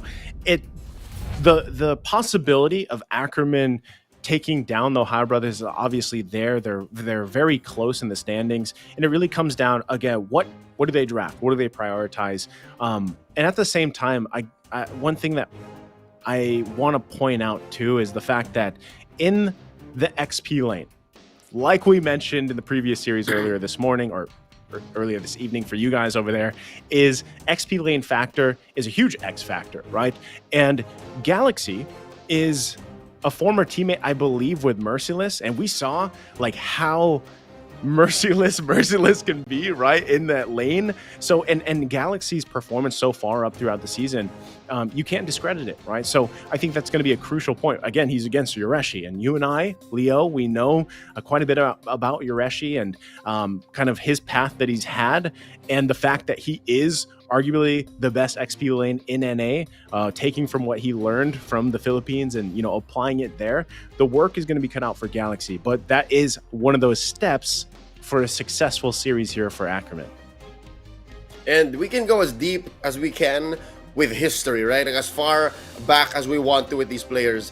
But what matters is the here and now, right? And in the here and now, TOB have proven themselves to be the apex of NACT performance. And I don't think tonight will be any different for them. It's just another day at work for these 5 gentlemen, and it begins here in the draft. Looking at the Valentina and the Eve taken out by the OhioBrothers. Ackerman taking out the Joy. There goes the Arlott. I think heroes like Kaja, heroes like Wan are still out there. Fredrin are still out there. So there's still a lot to watch out for. Still a lot of hot commodities in the open. Yeah, this also begs the question, like, what does the jungle matchup look like, right? Because we know that, for example, Kush likes to opt for assassins, right? I think, I'm not sure if it's Coach Deku or Trex that coined that saying, the Kushabusa, I think it was, or something similar to those lines. But when I heard it, I was like, that's right, man. You know, that Kushabusa. So, you know, and if we have an assassin matchup in the jungle, we love it. It's always fun to see that. Now, you know, I know meta-wise, people are like, you know, utility junglers, much better, that Martiz, that Fredrin and everything. But when you see 2 assassins across the board, you can count Tanks a lot if you want to or not. Technically, he's still an assassin. He's just wearing a lot of armor, right? So hopefully we see something along those lines, like an assassin jungle matchup here against best player. But already, as we get through this first phase of bans, there's the Yu Zhong ban. I think that's a solid choice as well from the OhioBrothers. Obviously, the homework is done here against, you know, someone like Galaxy, like I said, a playmaker in himself. So with 2 of those top kind of picks for XP lane being taken out, this leaves open, you know, Lapu's still there. I was going to say Glue, but now he's banned out. So, you know, depending on what OhioBrothers want to prioritize, if it's that Kaja, if they decide to opt for that, then, you know, Ackerman will have 2 good choices for themselves for this first phase. Yep, again, the aforementioned Kaja still out there. Maybe Shark can pick it up. The Farsa in the hands of Hoon, worthy trade. You can give basic the Wan, it's open. But of course, it's the Faramis, it's the classic. I like it. And again, the fact that the Valentina's not here means there's no clap back from the Ackerman, not immediately. So this is a good start. Wondering if Ackerman wants to go ahead and like already pick up the Claude here. Probably one of the better options to at least counterplay into that Cult Altar. They don't want to go ahead and either, you know, even give that up if possible. So they have like you said, they have a couple options. If they want to go ahead and secure that mid lane option for Nicolette, then even the gold lane. But yeah, you don't have a direct answer. And usually teams that want to go for that Faramis, they do ban out the Valentina, so they don't have to deal with it, right? But here we go already. Ackerman locking in the Lancelot along with the Grok here. So it's interesting that they did do that, because now you already know, like, for the most part, right? We've seen Grok in the jungle before, but now with Tank's a lot going to be here. The Grok is it going to be Roam? Is it going to be XP lane? Yeah, I think that's the flex that they're going with. Is it going to the hands of Galaxy or Twinks? But if I may say, this is an early Grok. I'm not sure if it's something that both players, talking about Twinks and Shark, want so bad, but just for my taste, seems too soon. Now, the aforementioned Claude. You're talking about how it's a great answer against a Faramis. Pow! It's stolen. Mr. Peter Bryce says, no, sir. I'm going to play the Claude here. You meet my friend Dexter. And what else did they close up with? Again, all right, they want to stop the Lancelot. I understand. Yep. I mean, this makes sense, right? Like, this is what you expect, especially the fact that, you know, Ackerman didn't pick up the Claude. I figured they would. Like, honestly, I feel like they could have held on to this Grok pick, like you mentioned, for a while. And, you know, so now what is do they want to pick up their marksman option? Do they want to opt for the mid lane choice? Like you said, Farsa is still available if they want to go ahead and play that. At least you have that, like, one, the high ground defense. You can defend really well if you have to, if you're forced into your base. You also have a lot of pressure with the burst potential against, you know, even the Cult Altar here. You can escape the Kufra setups as well. But still, I would like to see them go ahead and secure a comfortable pick for their gold lane, but it's not going to be. It's actually they roll with the Diggy here because of the amount of CC they have to deal with. Yep, already in the first phase alone, there is the Kufra and the Faramis, so I think this is warranted, but it allows for the OhioBrothers to punish Ackerman's lack of peel. And already they forced Ackerman to give up the ghost. Like early on, your flex is no more. Like we know where the Grok is going because of this early diggy. So I'm not sure what Ackerman will do with that, but I think they understood that trade anyways. I'm wondering now in this case too for Ackerman, again, we're really trying to think here for Ackerman, how do they give the Ohio Brothers like their first series loss, right? And with things kind of falling into place now as we get through the second phase of these bans, it's like, what is our answer towards this Faramis pick? We've seen kind of the dynamic shift when, you know, Faramis wasn't accessible and what that did to drafts and overall gameplay. But now that he's here again, and usually the answer is Valentina, again, you need a great option to deal with it, right? Because Cold Holder is such a impactful ultimate. Not only that, but the Stampede, the ability to, we have seen plays after plays being made with the flicker, the Stampede combination, displacing people, and then now you have a Kufra on top of this, right? So that's why you see the Ohio Brothers banning out these gold lane options. Melissa would have been a decent choice. I wouldn't say the best choice, but a decent choice because, you know, really you don't have to do too much work on Melissa. You just get in range, you know, you use the pretty much the Inspire along with just how fast she hits and how hard the auto attacks hurt when she has the items she needs. So, you know, again, you're left with what is our answer to this? And there they take out the Leslie too. So interesting, right? What does this leave open for Ackerman here to at least park in the gold lane now that we get to the second phase? So your boy Zia still has a few heroes left. The Brody, okay choice. I'm not sure how he's willing to run a Harith into a Kufra. Might be dangerous. I don't know. Gold lane seems to be tighter this time around. The aforementioned 1-1. He's got 1-1 and Beatrix. Yeah, 1-1 and Beatrix. Now, between those two, something tells me maybe the Beatrix is safer. Maybe the Beatrix is better because it has more coverage. So, yeah, Beatrix solves a lot of problems now in hindsight. So there it is. Yep. There it is. Yeah, locked in. Because, again, you want to have an answer to the Cult Altar if you can, right? And I know the Diggy is there as well. You have, you know, the Times Journey to work around with, but still, you need a good coverage of at least AoE damage. Oh, that is locked in, by the way. So we've got a Fanny locked in, and there it is. You know, the thing about Fanny, right, is for best player, pretty sure this dude, this is like, to my gourd, this is his Fanny. I had a 70+% win rate on my gourd, top global #1. Well, best player is literally, this is his pick. This is Fanny. He's a Fanny expert. So that's right. This is going to be now an interesting matchup because we were talking about assassin versus assassin. Well, here we go. And what's better yet, Joseph, is there's very little catch for Ackerman right now. Like the only real hero that can stop best player's Fanny is the Grok. That's it. Maybe you're lucky to catch him with a reverse time. But that aside, that's luck. Even Nicolette can't think of a good solid answer, right? Like she's like, okay, I can provide some burst, right? Never mind. Like let's just not play around best player. And something tells me, this is just a gut feeling, this is the right thing to do. If you force that last pick to answer the Fanny, you would have been thrown off so hard. So I think Ackerman are still sticking to their game, and I think this is a great way to try and give the Ohio Brothers, again, that game 1 loss. Yeah, the work is going to be cut out here for Ackerman. Anytime Kagura's locked in, man, I got to say, it's always a toss-up for me because, yes, the burst potential is there.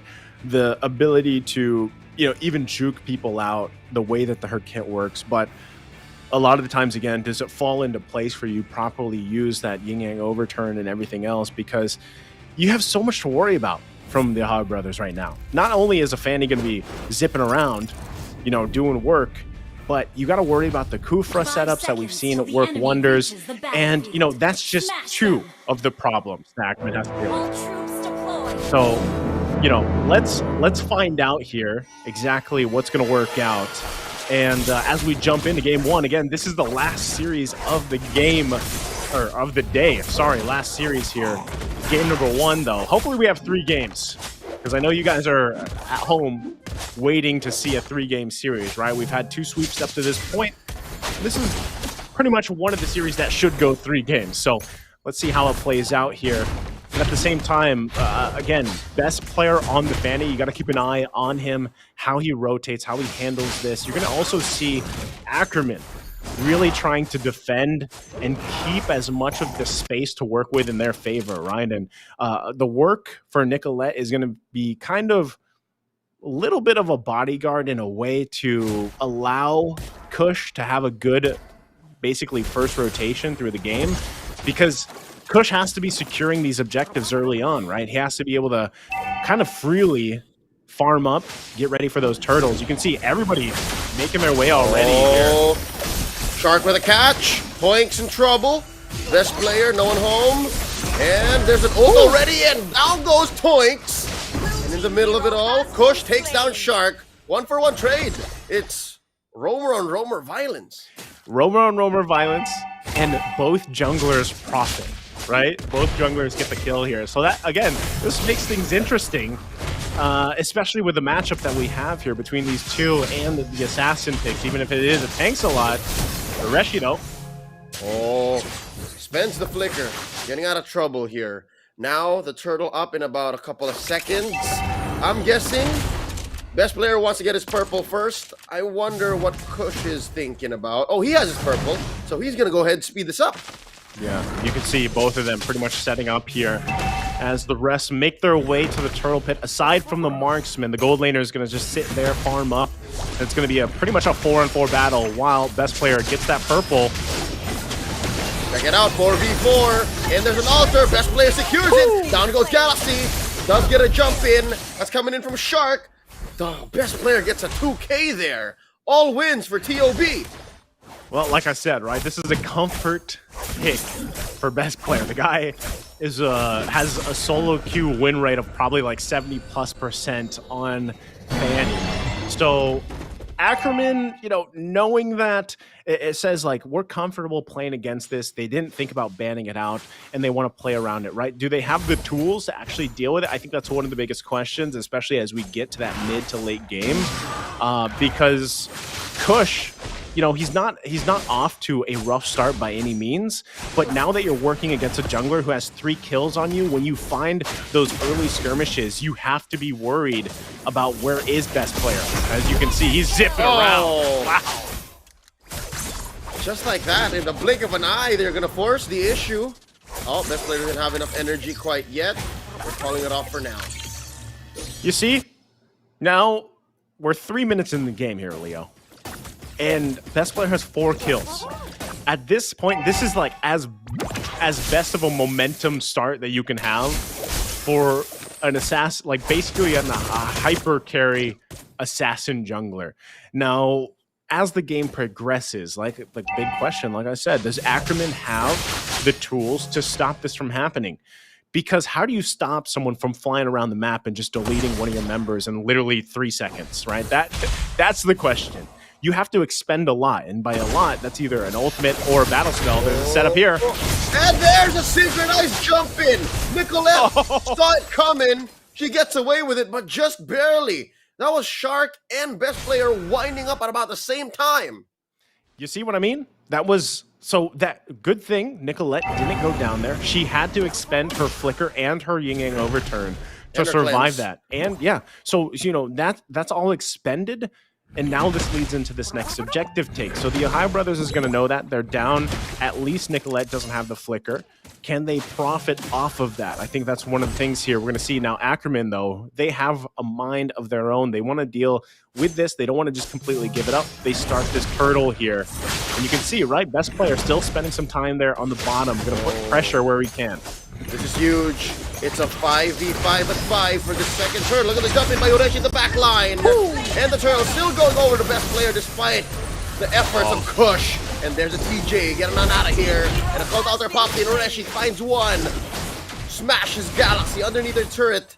And now Shark bounces on out of here. Still a win for the OhioBrothers. Oh my goodness. They weren't done. They weren't done. You know, and they're still going, dude. Oh! All right. If I was Nicolette, I would have stayed. Honestly, I thought it was done. Especially this is Kush was going to cover my back. But not like this. Oh, Kush trying to clear the wave. Finally, some peace and quiet on the map for now. Okay. Again, momentous start. The Ohio Brothers not letting up at all. Some key pickups here for both teams. Galaxy, though, still he's building this pretty much. It's an XP lane Grok, right? And you go with that damage capabilities. You're looking for the wild charge setups to knock off a good chunk of health, and then for there to be a follow-up. The problem is, again, you're needing time. And look at this off-camera kill. Nicolette getting deleted again here. Best player. I'm not even sure if he was trying to go for Nicolette or the Diggy, right? I'm sure Twinks was also a pretty solid target. But if you get the Kagura, why not? There's a jump in by Shark. Reverse time, bombs away from Zia. Popping the altar at the perfect time. Hoon saves Shark, and they back out. Yeah, right now it's just non-stop, isn't it? Like, this is the most action I feel like I've seen in a while here, even in our own region, this early on, back and forth. And this is actually, anytime there's a Fanny game, this is kind of the, so to speak, the perfect game. Look, he's looking for Zia. Oh, still looking for what? And there wasn't enough velocity and speed amongst those two rocks for best player to pop Zia. Joseph, you were saying? Yeah, as I was saying, this is to be expected when the Fanny game is in place, and that's why usually when that happens, right, you want to see the other team playing against the Fanny to really shut down the rotation, shut down the jungle, try to pretty much take the purple buff at least at all costs, right? Because at least that slows Fanny down. When you can't do that and you have this type of early start on any amazing Fanny player, this is what you have to deal with. This is the momentum. This is like the consequence of not being able to shut down the Fanny early game. So you're kind of just holding on for the ride, right? You're literally gripping the handlebars, being like, we got to stay on this ride. Like, we got to stay here until we get to late game. Oh! Even Galaxy couldn't withstand best player's assault. Like, I flinched. I flinched when best player came in there. But they're still gonna force the issue. Hoon with a pull. Shark misses Kush by about an inch. Best player bottom.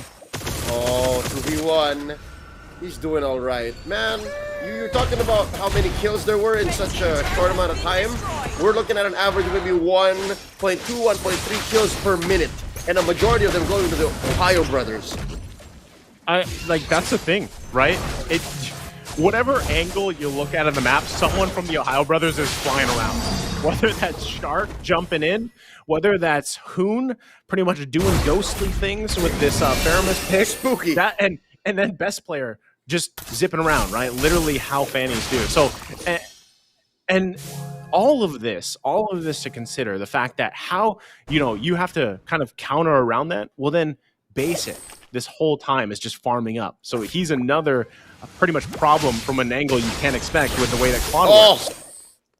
They tried to spot out best player, but even best player was built up enough to be able to withstand a few hits solo from Galaxy and Kush. Now up top, there's a little bit more trouble. Toinks just biding his time, making the most of that TJ once it does pop. Oh, man. This is hard. Best player alone can control a good quarter, half of the map just by himself. And there's a jump in, and basing the wet from Basic. Toinks pops the TJ, and the altar, a response from Hoon. They're trying to pop this tier 2, not gonna get it. Okay, gotta commend Ackerman here. They held on to that tier 2 turret. They spent a lot of time up there, right? And also at the same time, Toinks didn't go down. So that is a small victory in this big piece of the puzzle they have to solve here for Ohio Brothers. It might be better that they just give the first Lord up instead of getting baited into pretty much contesting it, right? So another turret is taken down here in the tier 2 bottom lane. And so this is going to be the go signal for the Ohio Brothers to go ahead and secure the first Lord. And this is up to Ackerman, right? We have to just defend in our base, survive, and deal with this first Lord. Again, hold on for as long as possible on this ride because it's clearly being driven by the Ohio Brothers here. And now that we're at this precipice, we have to consider what's the wave clear like for Ackerman. Because again, you mentioned earlier, this is the bed we made. We have to lay in it, right? We have to just hunker down and accept the situation. What's their base defense like? And I'm going to give them maybe 3.5 stars. It's not like abysmal. It's not disgusting, like 2.5, 3 stars. It's still pretty decent given that they have a Beatrix and a Kagura, but it's not like an Eve or Farsa level of clear. So they have to take care of that. Now, in mid, Look at Shark threatening a jump. Ooh, they let him go. Every time you see the cables out, it's like, oh no, here he comes. But right now, they have to defend this. It is only that first Lord. They should be able to do it just fine, as they do. So Ackerman still holding on here, 11 minutes into the game. They got a lead to deal with, though, as they still put pressure in the mid lane. Shark, though, charging up here. Okay, he doesn't commit, right? So there's still some discipline as well from the Ohio brothers. But Ackerman holding on for as long as they can. That's going to be crucial. Oh no. Shark misses, overshoots, but can basically take it. There's the flicker wild charge from Galaxy, and Shark understands the situation. Puts a recall right in Galaxy's face. You missed, good sir, you missed. All right, again, turrets are going to go down here. Ohio brothers putting pressure around the map where they want to. Really, they have that nice, comfortable lead they can work around with. Oh! Best player! Deep within enemy territory, still gets a kill on Nickel left. There's nothing for her to purify there, nothing to cleanse. That was just pure damage. Yep, they're still going. Oh, Ureshi takes down an inhibitor up top. Boone pops an altar, saving the Lapu Lapu. And now mid's gonna be next up on the chopping block. And Push clearing the wave. Shark jumps into the back line. And Ackerman still defends. Another flicker! Oh, okay, and actually, they're still going. Wild charge, no one home. All right, you see this is the thing, right? With the fact that they're 10K ahead, that's why they're getting away with this, right? That's why the Ohio brothers can do that. They poke back and forth, they disengage, they re-engage. It's just that item advantage they have. So Ackerman, I would say that they're still doing, given the fact they were behind massively, they still are 10K behind, but they're holding on longer. My biggest thing is, as the next Lord comes up, and you probably see Ackerman still kind of give that one up, unless they find a pick-off, which is what they're looking for, then they might be able to still defend and hold on for another one. But caught in a bad spot. Galaxy goes down there in the mid lane, all the while Lord spawn for the taking here. As if they didn't need any more incentive to not contest. They take down Galaxy, and now Ackerman are just, again, forced to stay inside their own base. I think Kush has the, dream and hope to even touch his buffs right now. Yeah, like I said, back minutes ago, about 10 minutes ago or so, when I said, best player had the 3-0 over Kush's 1 kill that he had, it was already going to look grim for him, because with that fact and the fact that this is such a comfort pick for best player, he's going to be all up in your jungle, and that's what he's done here, against Kush. So at this point, you're just a fancy hero, right? With Lancelot, you can do some cool things, but really you can't do that much, because you don't have any of the buffs you need. Any of your itemization might help you, but even Zia isn't where he needs to be to provide that follow-up damage. We saw that setup from Galaxy even earlier. They couldn't capitalize on that kill. So here we go. They got to defend on this one. And now Reshi with the jump in. Bravest fighter spent up. Mid's gonna fall. There's a wild charge by Galaxy. Not much to capitalize on that. The base in jeopardy. Push. Spending his ult. Zia with the Beerus Passion clearing the wave. Ackerman can breathe here, but not for long, because there's another wave crashing in through mid. Poon and the rest of Ohio brothers not letting go and calling the B yet. Bottom gonna get pushed in as well. Best player. Shark, look at best player from the back lines. No one taken out just yet. And just like that, Ackerman's still breathing. They're still in this. Yeah, you see what I mean? They have good defense, but at this point, your base is fully exposed. You're kind of just reacting. That's all you can do in these situations as Ackerman. When you're this far behind, you have to just react and then hopefully punish a mistake or an overzealous initiation from the Ohio brothers. That's the biggest thing you can do here if you're Ackerman, as they continue to hold on against these waves. Oh, there's a jump in by Shark, and they're calling it. It might be the TJ called in by Toinks. They're still here. Galaxy flickers on out to survive, just like that. Still no casualties. That looked very dicey. I mean, for a second there. Oh, they actually flicker in. They're still going! The Ohio brothers have found the pressure point, and they're not letting go. That's 2 down from Ackerman. Make that 3. 2K on Hoon. Ladies and gentlemen, game 1 goes to TOB. Man, that was almost, or was about 1 kill per minute there.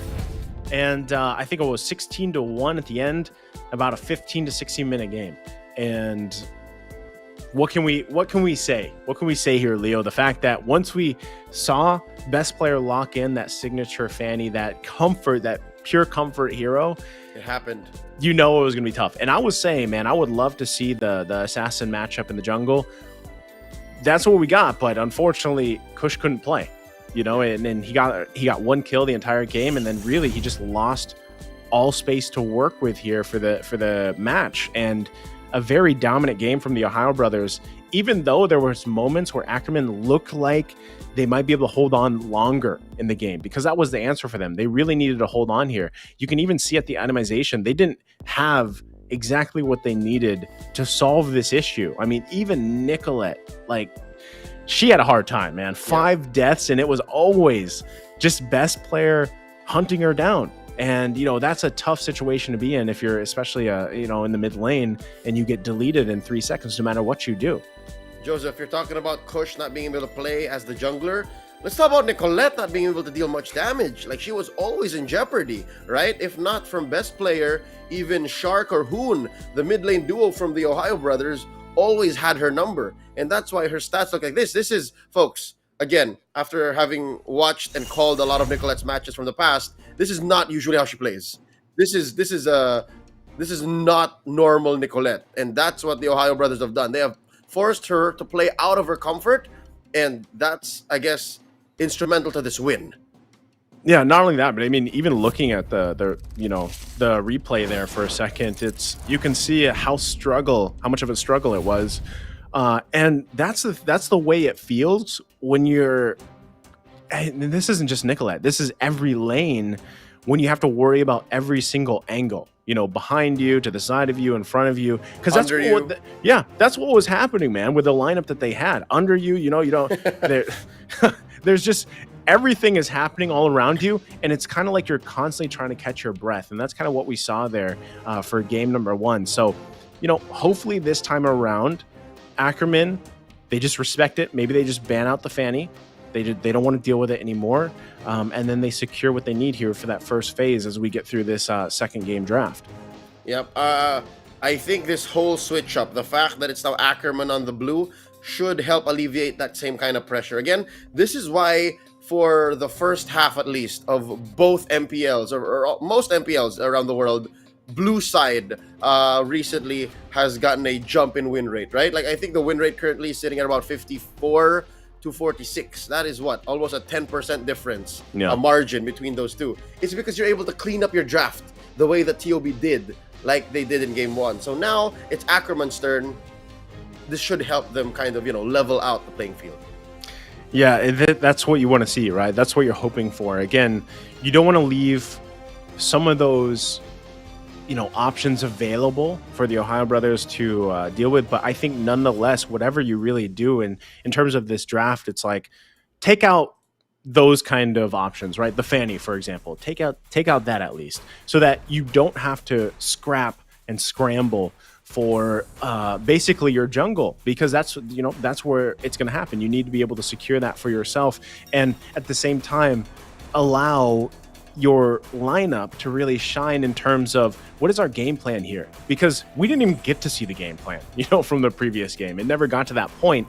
So this is why the draft is so important. And I know, a lot of people think like we see the similar bans from across the regions, things like that. Well, really, if the banning is in your favor and then you get that priority pick, and I'm talking about that first pick, whatever that first pick is going to be here for Ackerman, it sets that course, it sets that pace. But I still haven't seen the Fanny ban. I don't think the Ohio brothers maybe want to pick it up first, unless they decide to, based off game 1. But I hope to see the Fanny banned here in this first phase, because again, that was one of the biggest things for me. Snowball potential is huge in teams like this, and that's exactly what happened. what made the Fanny so strong in game 1 was the fact that there was no stop to it. There was no foil. And it only happened, yes, because it wasn't banned in the first phase, nor in the second. They were able to get away with it and really just leave the onus of solving the problem solely on Nicolette. And that was too much pressure for Ackerman. So, yeah, I'd say they better have an answer for that now. And it looks like they're going to try to choke down on it. It looks like they're going to try to make the selection of junglers smaller so that the Fanny isn't as free. Interesting too, because if this time, again, if you're Ackerman, you want to be able to get to the point where your lanes can shine, and it starts always in the early game. That's why I say, jungle is so important early on really being able to secure that, because you saw pretty much a lot of focus on Kush to allow him to have that first early rotation, but things just fell apart, right? So, and then the momentum built. Now, the TheOhioBrothers, knowing these players, knowing how they play, together, and the synergy that is there, it's not just that they're jungler that they can rely on, right? Not just best player. You saw as things kind of fell into place throughout the game, again, every lane was popping off. So if you're Ackerman, what is your answer? It starts in the jungle, but then from there, really building that foundational game plan. Now, we're going to see the first pick in a second. Off the bat, Valentina's still available. If they want a safe option, that's probably the safest hero to go with. Let's take the Valentina. Let's see what that first phase is going to be. There it is. And with that, the Faramis isn't as clear of a pick for Hoon. Now swinging back to the TheOhioBrothers, they can also pick up the Farsa, which is uncannily available right now. You have the Farsa, you have the Fredrin. Those are solid picks, but you can only get 2. Yep. So they can get Mel Farsa here, but still it's pretty dangerous because, again, you don't want to give it away. So no rush. It's a lapu-lapu. Okay, so they lock in their gold lane option right away. They don't want to let that slip through. The lapu-lapu secured as well. We've seen this again. This is even the previous game. Yureshi, very comfortable pick for him.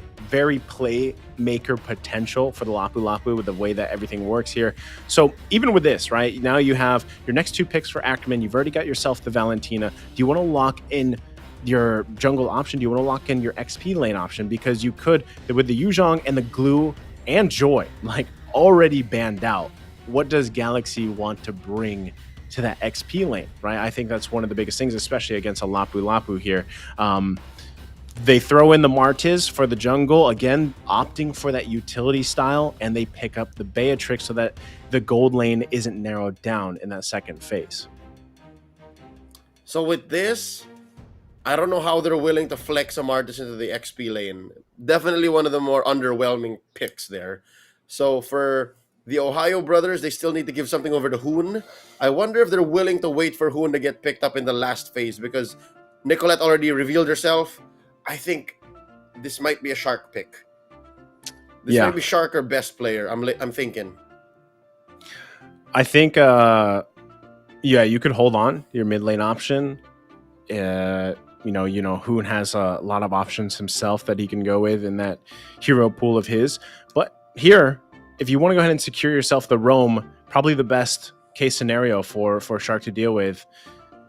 There it is. They go actually with the Diggy here to deal with whatever is going to be thrown at them. And at the same time, if you look at these first 3 picks, what does a Valentina want to utilize, right? I mean, there isn't a lot of great options so far. I mean, Time's Journey is great. You get a lot of utility there, but do you really want to, take that? So now that we've gone through this first phase for both teams, this is, again, where I'm wondering, right? Do we see possibly just a respect ban towards the Fanny go out here? Because that's where we saw it previous game, second phase. If you're talking about Ackerman, yes. But if you're the TheOhioBrothers, I think it's safe to say that the Martiz is the jungler, right? So now they're closing up gaps for Ureshi to get a great game. Again, you take out the Esmeralda. Would not be surprised if I don't know, is Mintitar worth banning anymore? Yeah, in this series, at least compared to the first couple that we've casted, right, today here for NACT, they really don't care much about Mintitar. Yeah. I don't know why. I think the utility is still maybe he's just seen as like utility. Like he just has the utility, right? I mean, you can land the spear, you can get the King's Calling off, but even then, like we saw in the previous series where it wasn't enough to actually convert to kills just yet. So they don't opt for that. The last couple bans though, going to be the Hilda. See, this is what makes me think, because of that Hilda ban, like they want to go for the Fanny, right? Because Hilda's usually one of the best answers here for a Fanny pick. So this last ban from Ackerman should be just to cover your base so that game one doesn't happen again. Just ban it out, man. Just ban the Fanny. Just do it. No, but I think they'll spend this last ban here for another Hoon hero. That's what I'm thinking. You thinking Hoon? Yeah. Well, I don't know, man. Eve, one of them. Like Farsa Eve, either way. Okay, they ban out the lane. What? All right. Interesting. If this is where if we do see this again, Fanny locked in for the Ohio Brothers, I think they're going to be going for the same thing. Unless, again, Ackerman can just be like, yo, we have an answer. Like, we know what to do this time. Like, maybe that's what they're saying. Like, let's make up for it. And again, it hasn't been locked in just yet. But interesting last ban there because, you thought Hoon, and which would, make sense too. But at the same time, you're still thinking, like, what does the Ohio Brothers want to lock in for that mid lane? Is it possible that we see even a Diggy in the hands of Hoon? I wouldn't hedge my bets on it. That doesn't seem right. A mid Diggy? Unless it's a switch up. It could. We've seen mid Diggy before. I guess. But under very specific circumstances. Now, it looks like we're not going to see the Fanny. Best player was happy with his game 1 Fanny. Like not going to blemish that record. So they're going to stick to their guns here. Going to pick up a Karina. And, okay. I think that's it. Yep, Ackerman's going to go ahead and play the Ube, get that Estes, and plant the Thams in the XP lane. I like I like how this looks for Ackerman, if they can really work with that, especially that Estes pick, the Ube, like people pretty much call it at this point. But yeah, I think the Ohio Brothers are even doing a good job at just kind of avoiding the Valentina's option to take great ultimates, but there it is. That's the pick for Hoon. You mentioned it earlier, the Eve of the Farsa. This is going to be the Eve. So yeah, you have Rome, Diggy, you have the Eve in the mid lane, and work is going to be cut out again for Ackerman to really utilize the Estes pick. And Thamus, you have your own thoughts about Thamus that I've heard you say many times, in the XP lane. Yep, Thamus is basically a catch-all. Like, he really doesn't do much compared to the likes of a Yu Zhong or an Arlott. But when the going gets tough, like, you can expect the Thamus to hold it down when he needs to. So I think that's what Ackerman needed. So yeah, even if Ureshi can do better in team fights, he's going to have to get away from Galaxy first. And I'm not sure Galaxy's going to let that happen so easily. So yeah, going into game 2, I think Ackerman knows what tempo the Ohio Brothers want to go at. Let's see if they're ready to dance here. 5 seconds. Well, we get loaded up here. Game number 2, Ackerman and the Ohio Brothers. Again, hopefully this is not a sweep, right? We would love a 3-game series, as this is potentially the last game of the evening. Right, here we go. Both teams getting lined up here. And, like we said, Ackerman, this time around, I feel like they have much better control, right? In terms of like how this game should flow out for them. The control is going to be there. Nothing too fancy. And I think Nicolette, if she doesn't have to deal, again, with that Fanny like she did in the previous game where you're like 0-3 at 3 minutes in or 4 minutes in, as long as you can utilize this Valentina pick and have a pretty safe early game, and which we've seen her do before, it should be fine. But you can already see the pressure that even the Ohio Brothers want to put on Kush once again, as all things kind of lead up into that first objective if they can find that or an early kill early on. Well, between Kush and Nicolette, I think that is a healthy amount of pressure. But now best player meets up with Galaxy. Let's see if they can finish the job. Here comes Kush. Dashing on through, knocking up Ureshi. Might be it for the Lapu Lapu. Spending no flickers, already used up. Down goes the Lapu Lapu. Ackerman draws first blood. All right, great start here, right? That first blood going in the hands of Kush.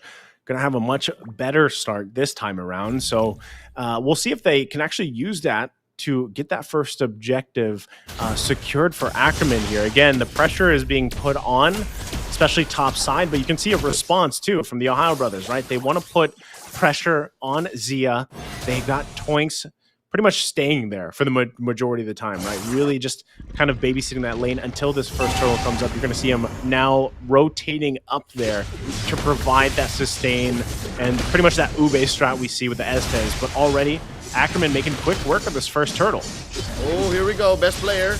Oh, he's just going to be made aware that thou shalt not pass. That's a clean turtle take for Ackerman. I think that early game flub, that first blood onto Oreshi might have cost him that first turtle. And now I think Ohio Brothers just have to deal with the situation. They have to accept the fact that, yeah, we have to wait until our next power spike, until the next time it's our turn to be on the initiative, and then we can go for that. Yeah, I feel like it's always, you know, well, hold on, action top side. Galaxy gets a DF in his face, pop in the Connor's Inferno, he survives. Okay, so crisis averted there for Galaxy. He's going to lose, though, a little bit of that gold over to Yoreshi, who needs to make up for that, you know, early death that he had. But here's the thing is, you see a lot of pressure being put also on the bottom side. You don't want to allow Zia to just get to the point where Beatrix is going to be unloading on people, whether that's with the Renner, whether that's with any of the guns available to him, right? And you can see, again, Toinks just planting himself there. I think one of the biggest things, though, is the difference from the previous game, game number 1, where Shark was very active, right? Playing that Gufra, setting things up, whereas now he's kind of just reactive. He has to be reactive here, protecting Basic the best he can. Kush, though. Watch out. Nicolette was waiting there. Now Hoon trying to protect best player with the RWM, and there's the knock-up from Kush. Best player survives, and just like that, ults have been spent, but no one dies.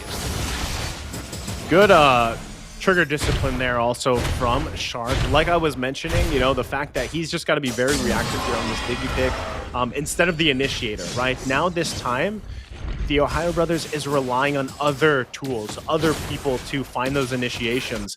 And if they don't find them, that's okay. Like, they have the tools to respond. But Ackerman, on the other hand, again, really dependent on what does Nicolette take here.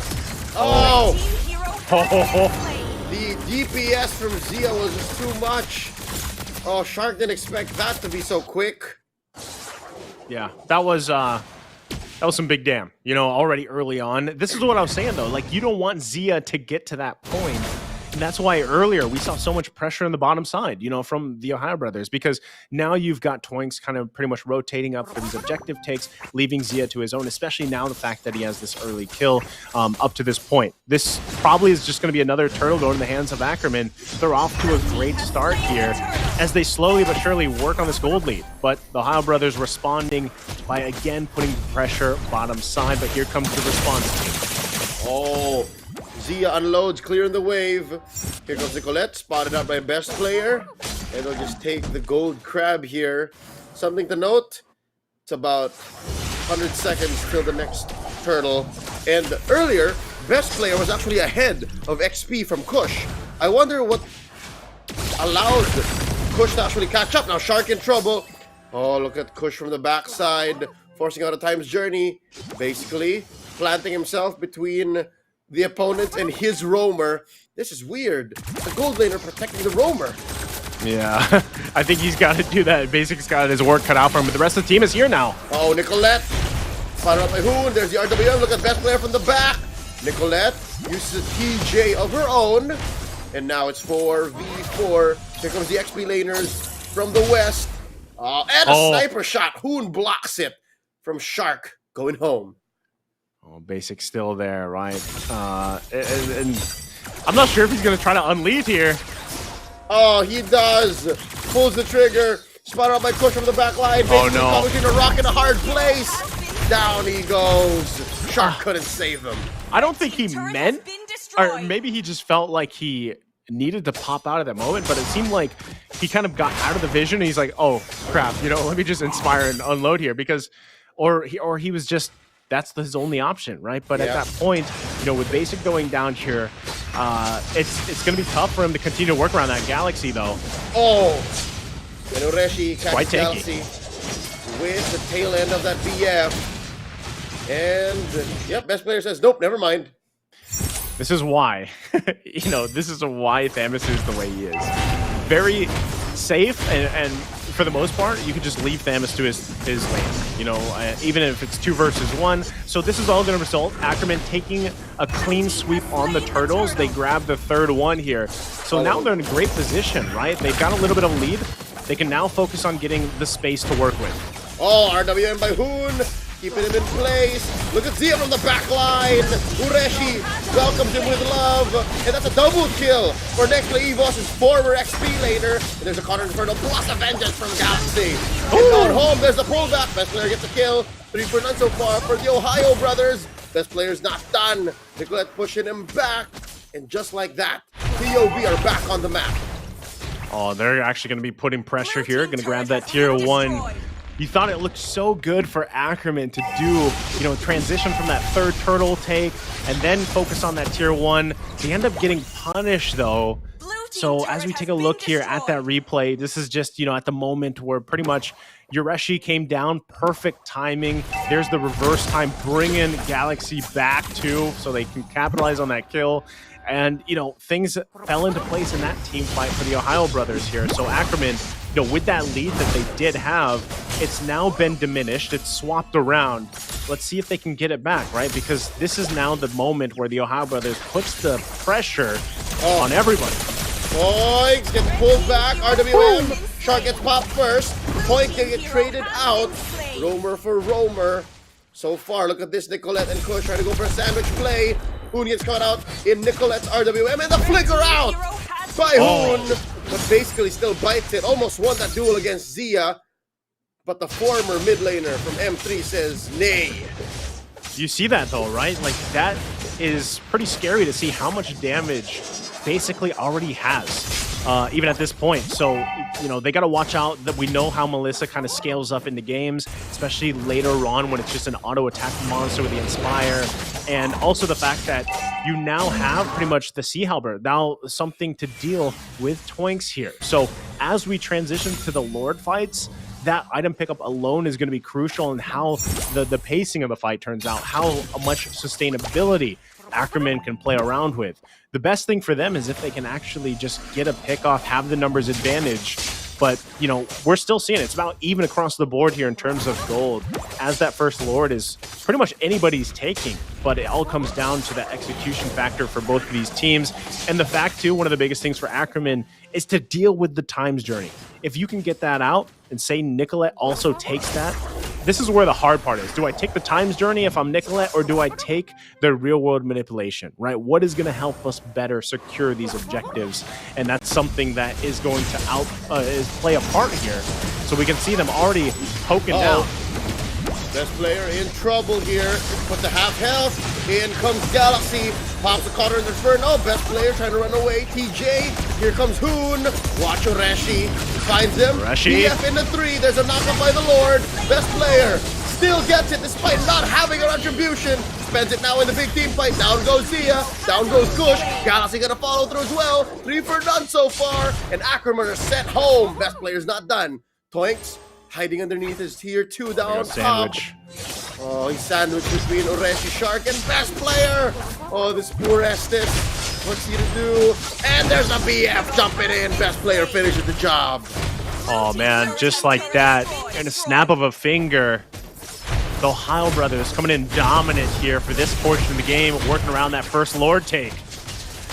Oh, the rubber banding effect, Joseph. Earlier we were looking at what? 26k to 26k. Now suddenly it's 4k ahead for the Ohio brothers. Make that 5 as Ackerman defends this level 1 Lord. So at least Ackerman can breathe easy knowing that they're still in this and they still have all their inhibitors. Shark getting bursted down, and there's the RWM. The response by Hoon. Will they play with their life?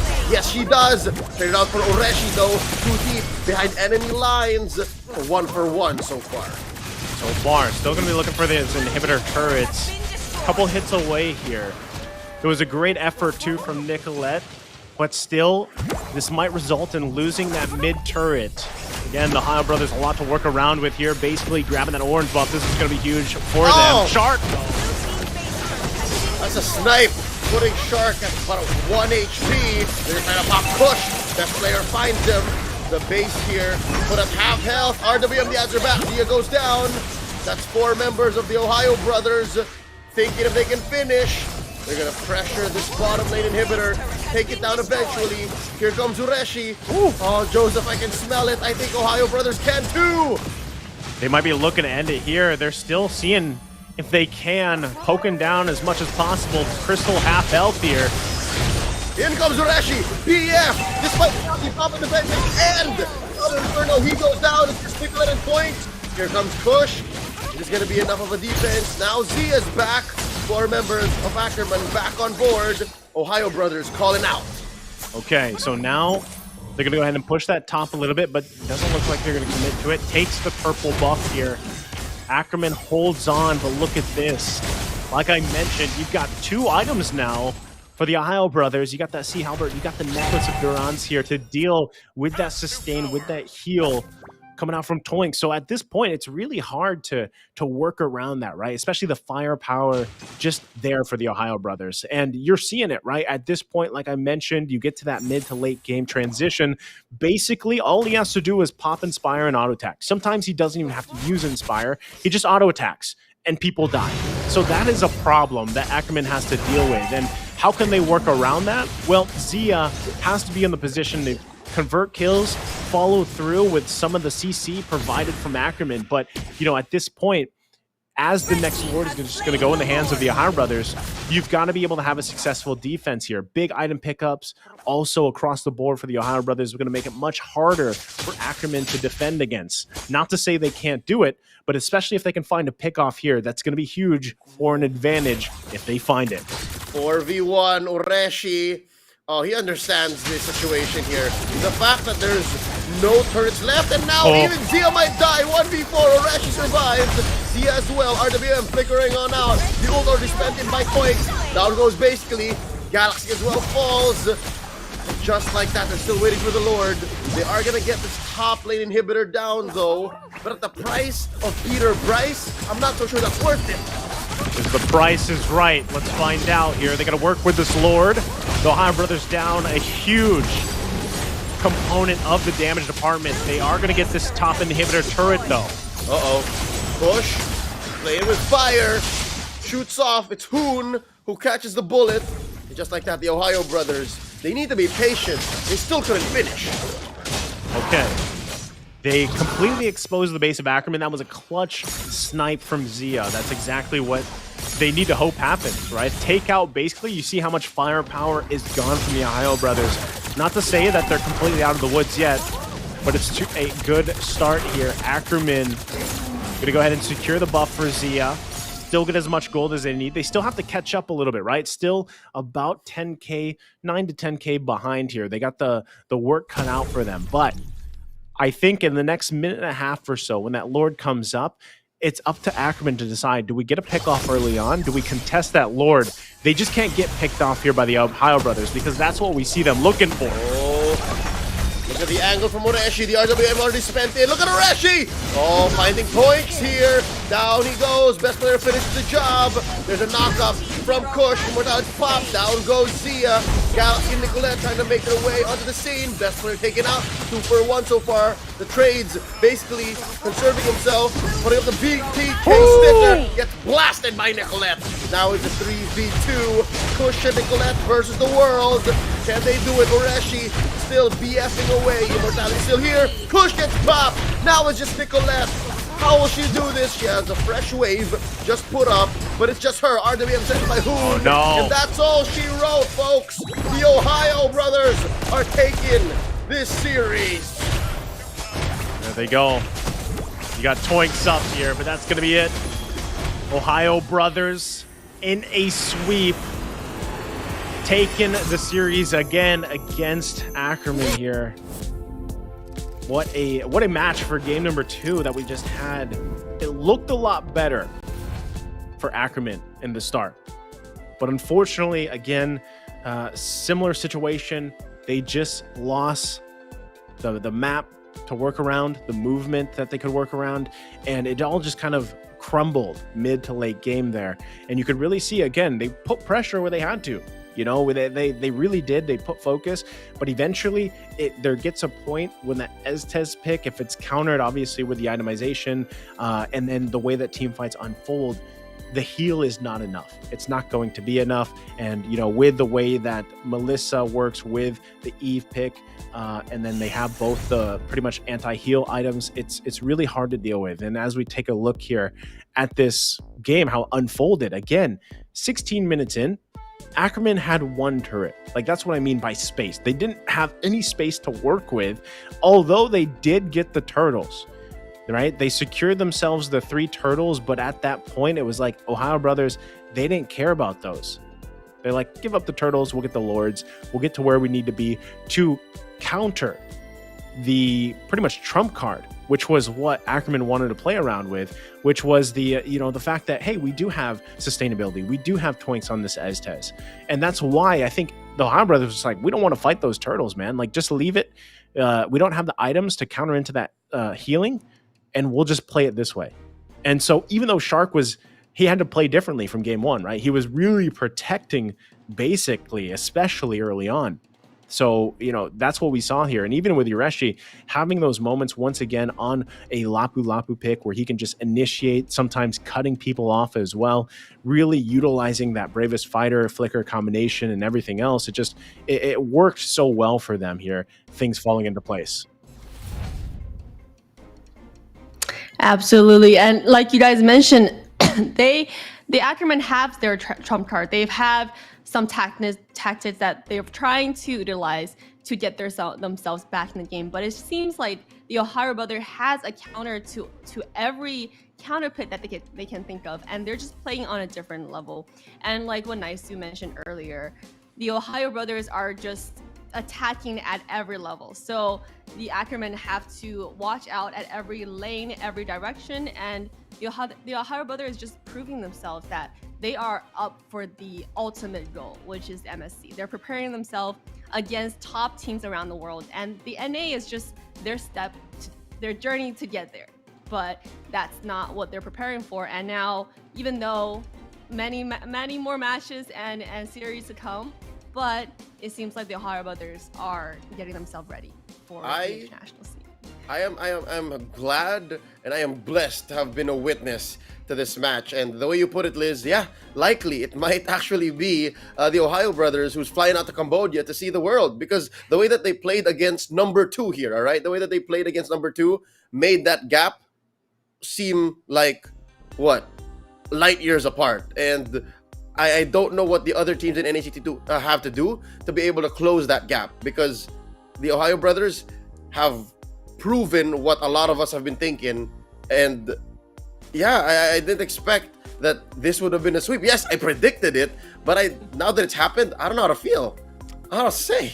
Yeah, I didn't predict it as a sweep either. You know, I thought 2-1, but even best player, the fact that he was able to just, his performance from game 1 and even game 2 here, this time on the Karina, played it really well into how strong the synergy is in the Ohio Brothers. And I feel like that's a testament to a lot of people. Ureshi even jumping in here, cutting people off. This is what I'm talking about. The components of synergy for the Ohio Brothers work so well. So look, everybody's down. Best player comes in. He was just getting his buff, and then he capitalizes on what his team has done. And that's why things kind of fall into place for the Ohio Brothers, what we've seen up to this point.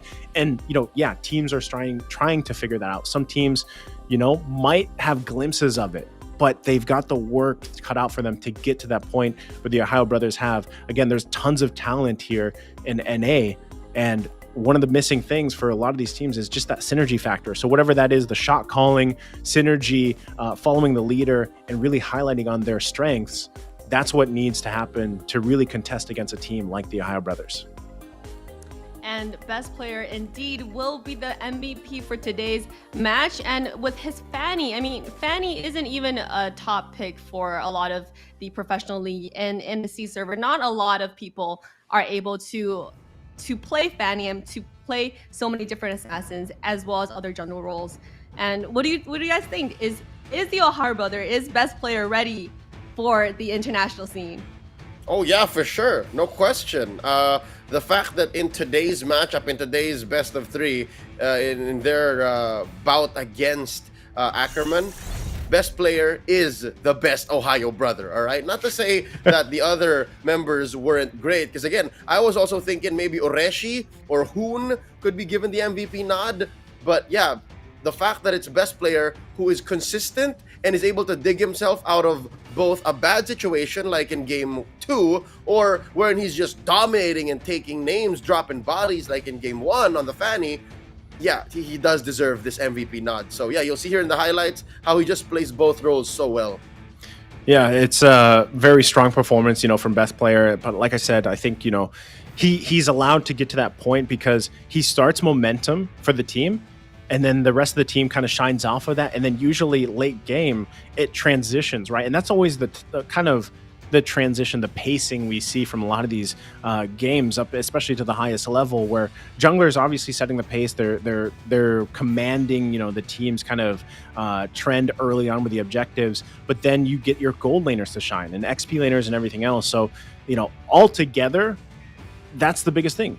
The Ohio brothers just have this synergy figured out. They know the calls, they know the plays, they play around that, and best player is one of those ones that just sets the early momentum for them to shine off of. For sure, and he's not someone that you guys are familiar with yet. If they do proceed to the MSC, this will be his debut on the international screen in front of the whole world, and we will see their performance then if it happens. Now, as we are closing today's matches, let's take a look at the updated standings for all the teams, as well as a review of today's schedule.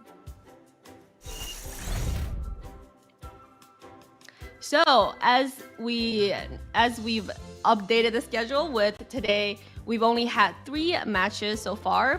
We had Area 77 versus Wasians at a 2-0 sweep, reverse sweep. That's in favor of Wasians. That's something that none of our casters predicted. And then we had the Empire versus BTK. BTK is really pulling through and showing them that they're still one of the best teams in North America at a 2-0 sweep. And in the end, we had EDT versus Ackerman at 2-0. Once again, the EDT proving themselves that they are on a different level and they are ready to fight. Now, moving forward to next week, we are going to look. We are going to be witnessing all the matches. Let's hope that LaimiTop will come back next week against Fallout. But this week they did forfeit, so two games, 2 wins to the Fallout. I actually am a little. How do I say? I don't know how to feel because today we missed out on one series, right? And we cut straight to the most awaited TOB versus Ackerman matchup, and that feels like I got my dessert without eating my veggies, right? Like I did finish my meal. Like I cut through a course and then straight to what everybody was looking forward to. But then again, I'm just happy to be part of NACT. I think Naisu shares the same sentiments.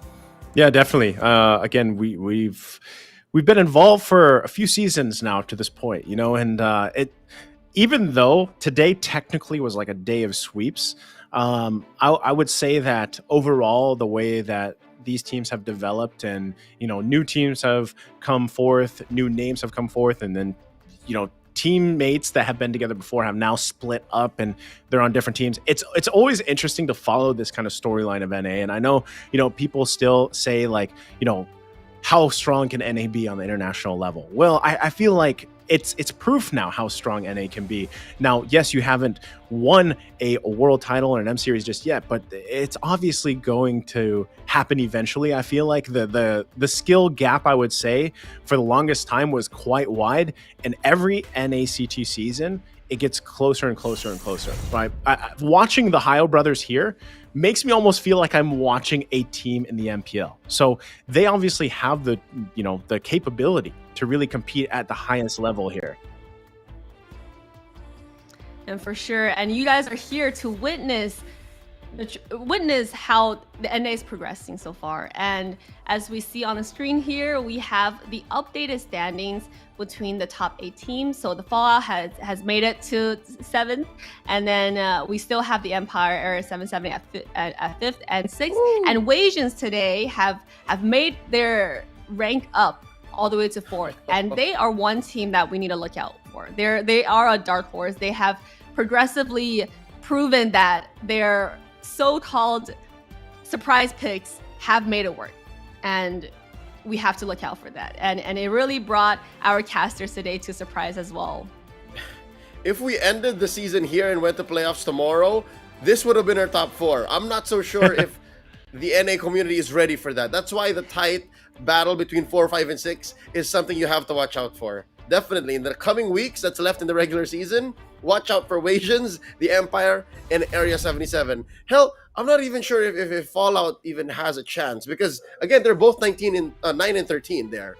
So yeah, that's also just as tight. For sure. And now we will look at tomorrow's schedule. So for tomorrow, we have Fallout versus Area 77, the TheOhioBrothers versus LaimiTop. We will be seeing LaimiTop tomorrow. Hopefully everything works out. And then Ackerman versus BTK in the second half, as well as Wasians versus the Empire. So with Wasians versus the Empire, it would also be a tight match to look out for. I'm excited.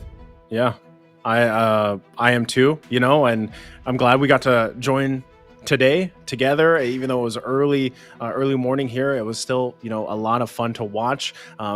Like Leo said, it was like jumping to dessert, but at the same time, I'll be watching tomorrow, and I really want to keep my eyes too on the Ackerman BTK matchup. I want to see how that unfolds, because like we mentioned, at this point in the season, things, especially in the 1 to 3 place, 1 to 4 place, a lot of things can happen here. Like we were surprised earlier today with the first series. So I can't wait to see it unfold. I really can't wait to see who all ends up where for the playoffs. But I do say that the TheOhioBrothers, they need someone to catch up to them a little bit here and really possibly give them the first loss. But again, I'm so glad to be a part of it. So thank you for having me here today. Same. Always a pleasure to be at your service here in NACT. But just the same tomorrow, another reason in case the matches weren't enough, you guys might want to watch, because our good friends kay Sam Wolf Napueto and Gideon Q will be calling the matches. So yeah, those are another couple of C casters joining in. So definitely worth the watch. And is always honored to have you guys join us here in the NA community and watch how this community grows and guide us, because you guys have been casting for so long in the C's server. You guys have casted so many world events, and it's always good to have your expertise to see how our NA community is doing. And we are looking so forward to seeing Naisu at the final, and hopefully we'll get Leo back sometime soon as well. But yeah, make sure you follow these casters on their individual social media profiles, and watch out for tomorrow's matches, because we will have pro casters again from C's server to join us in this week 5. So it's a really special week to be here. And yeah, thank everybody for joining in and watching the stream, continuing support and the NA community as well as the NACT. And yeah, keep fighting, enjoy the games, and make sure to keep light at heart and always have a passion for ML. But yeah, see you guys tomorrow at the same time, 5:30 p.m. and don't be late.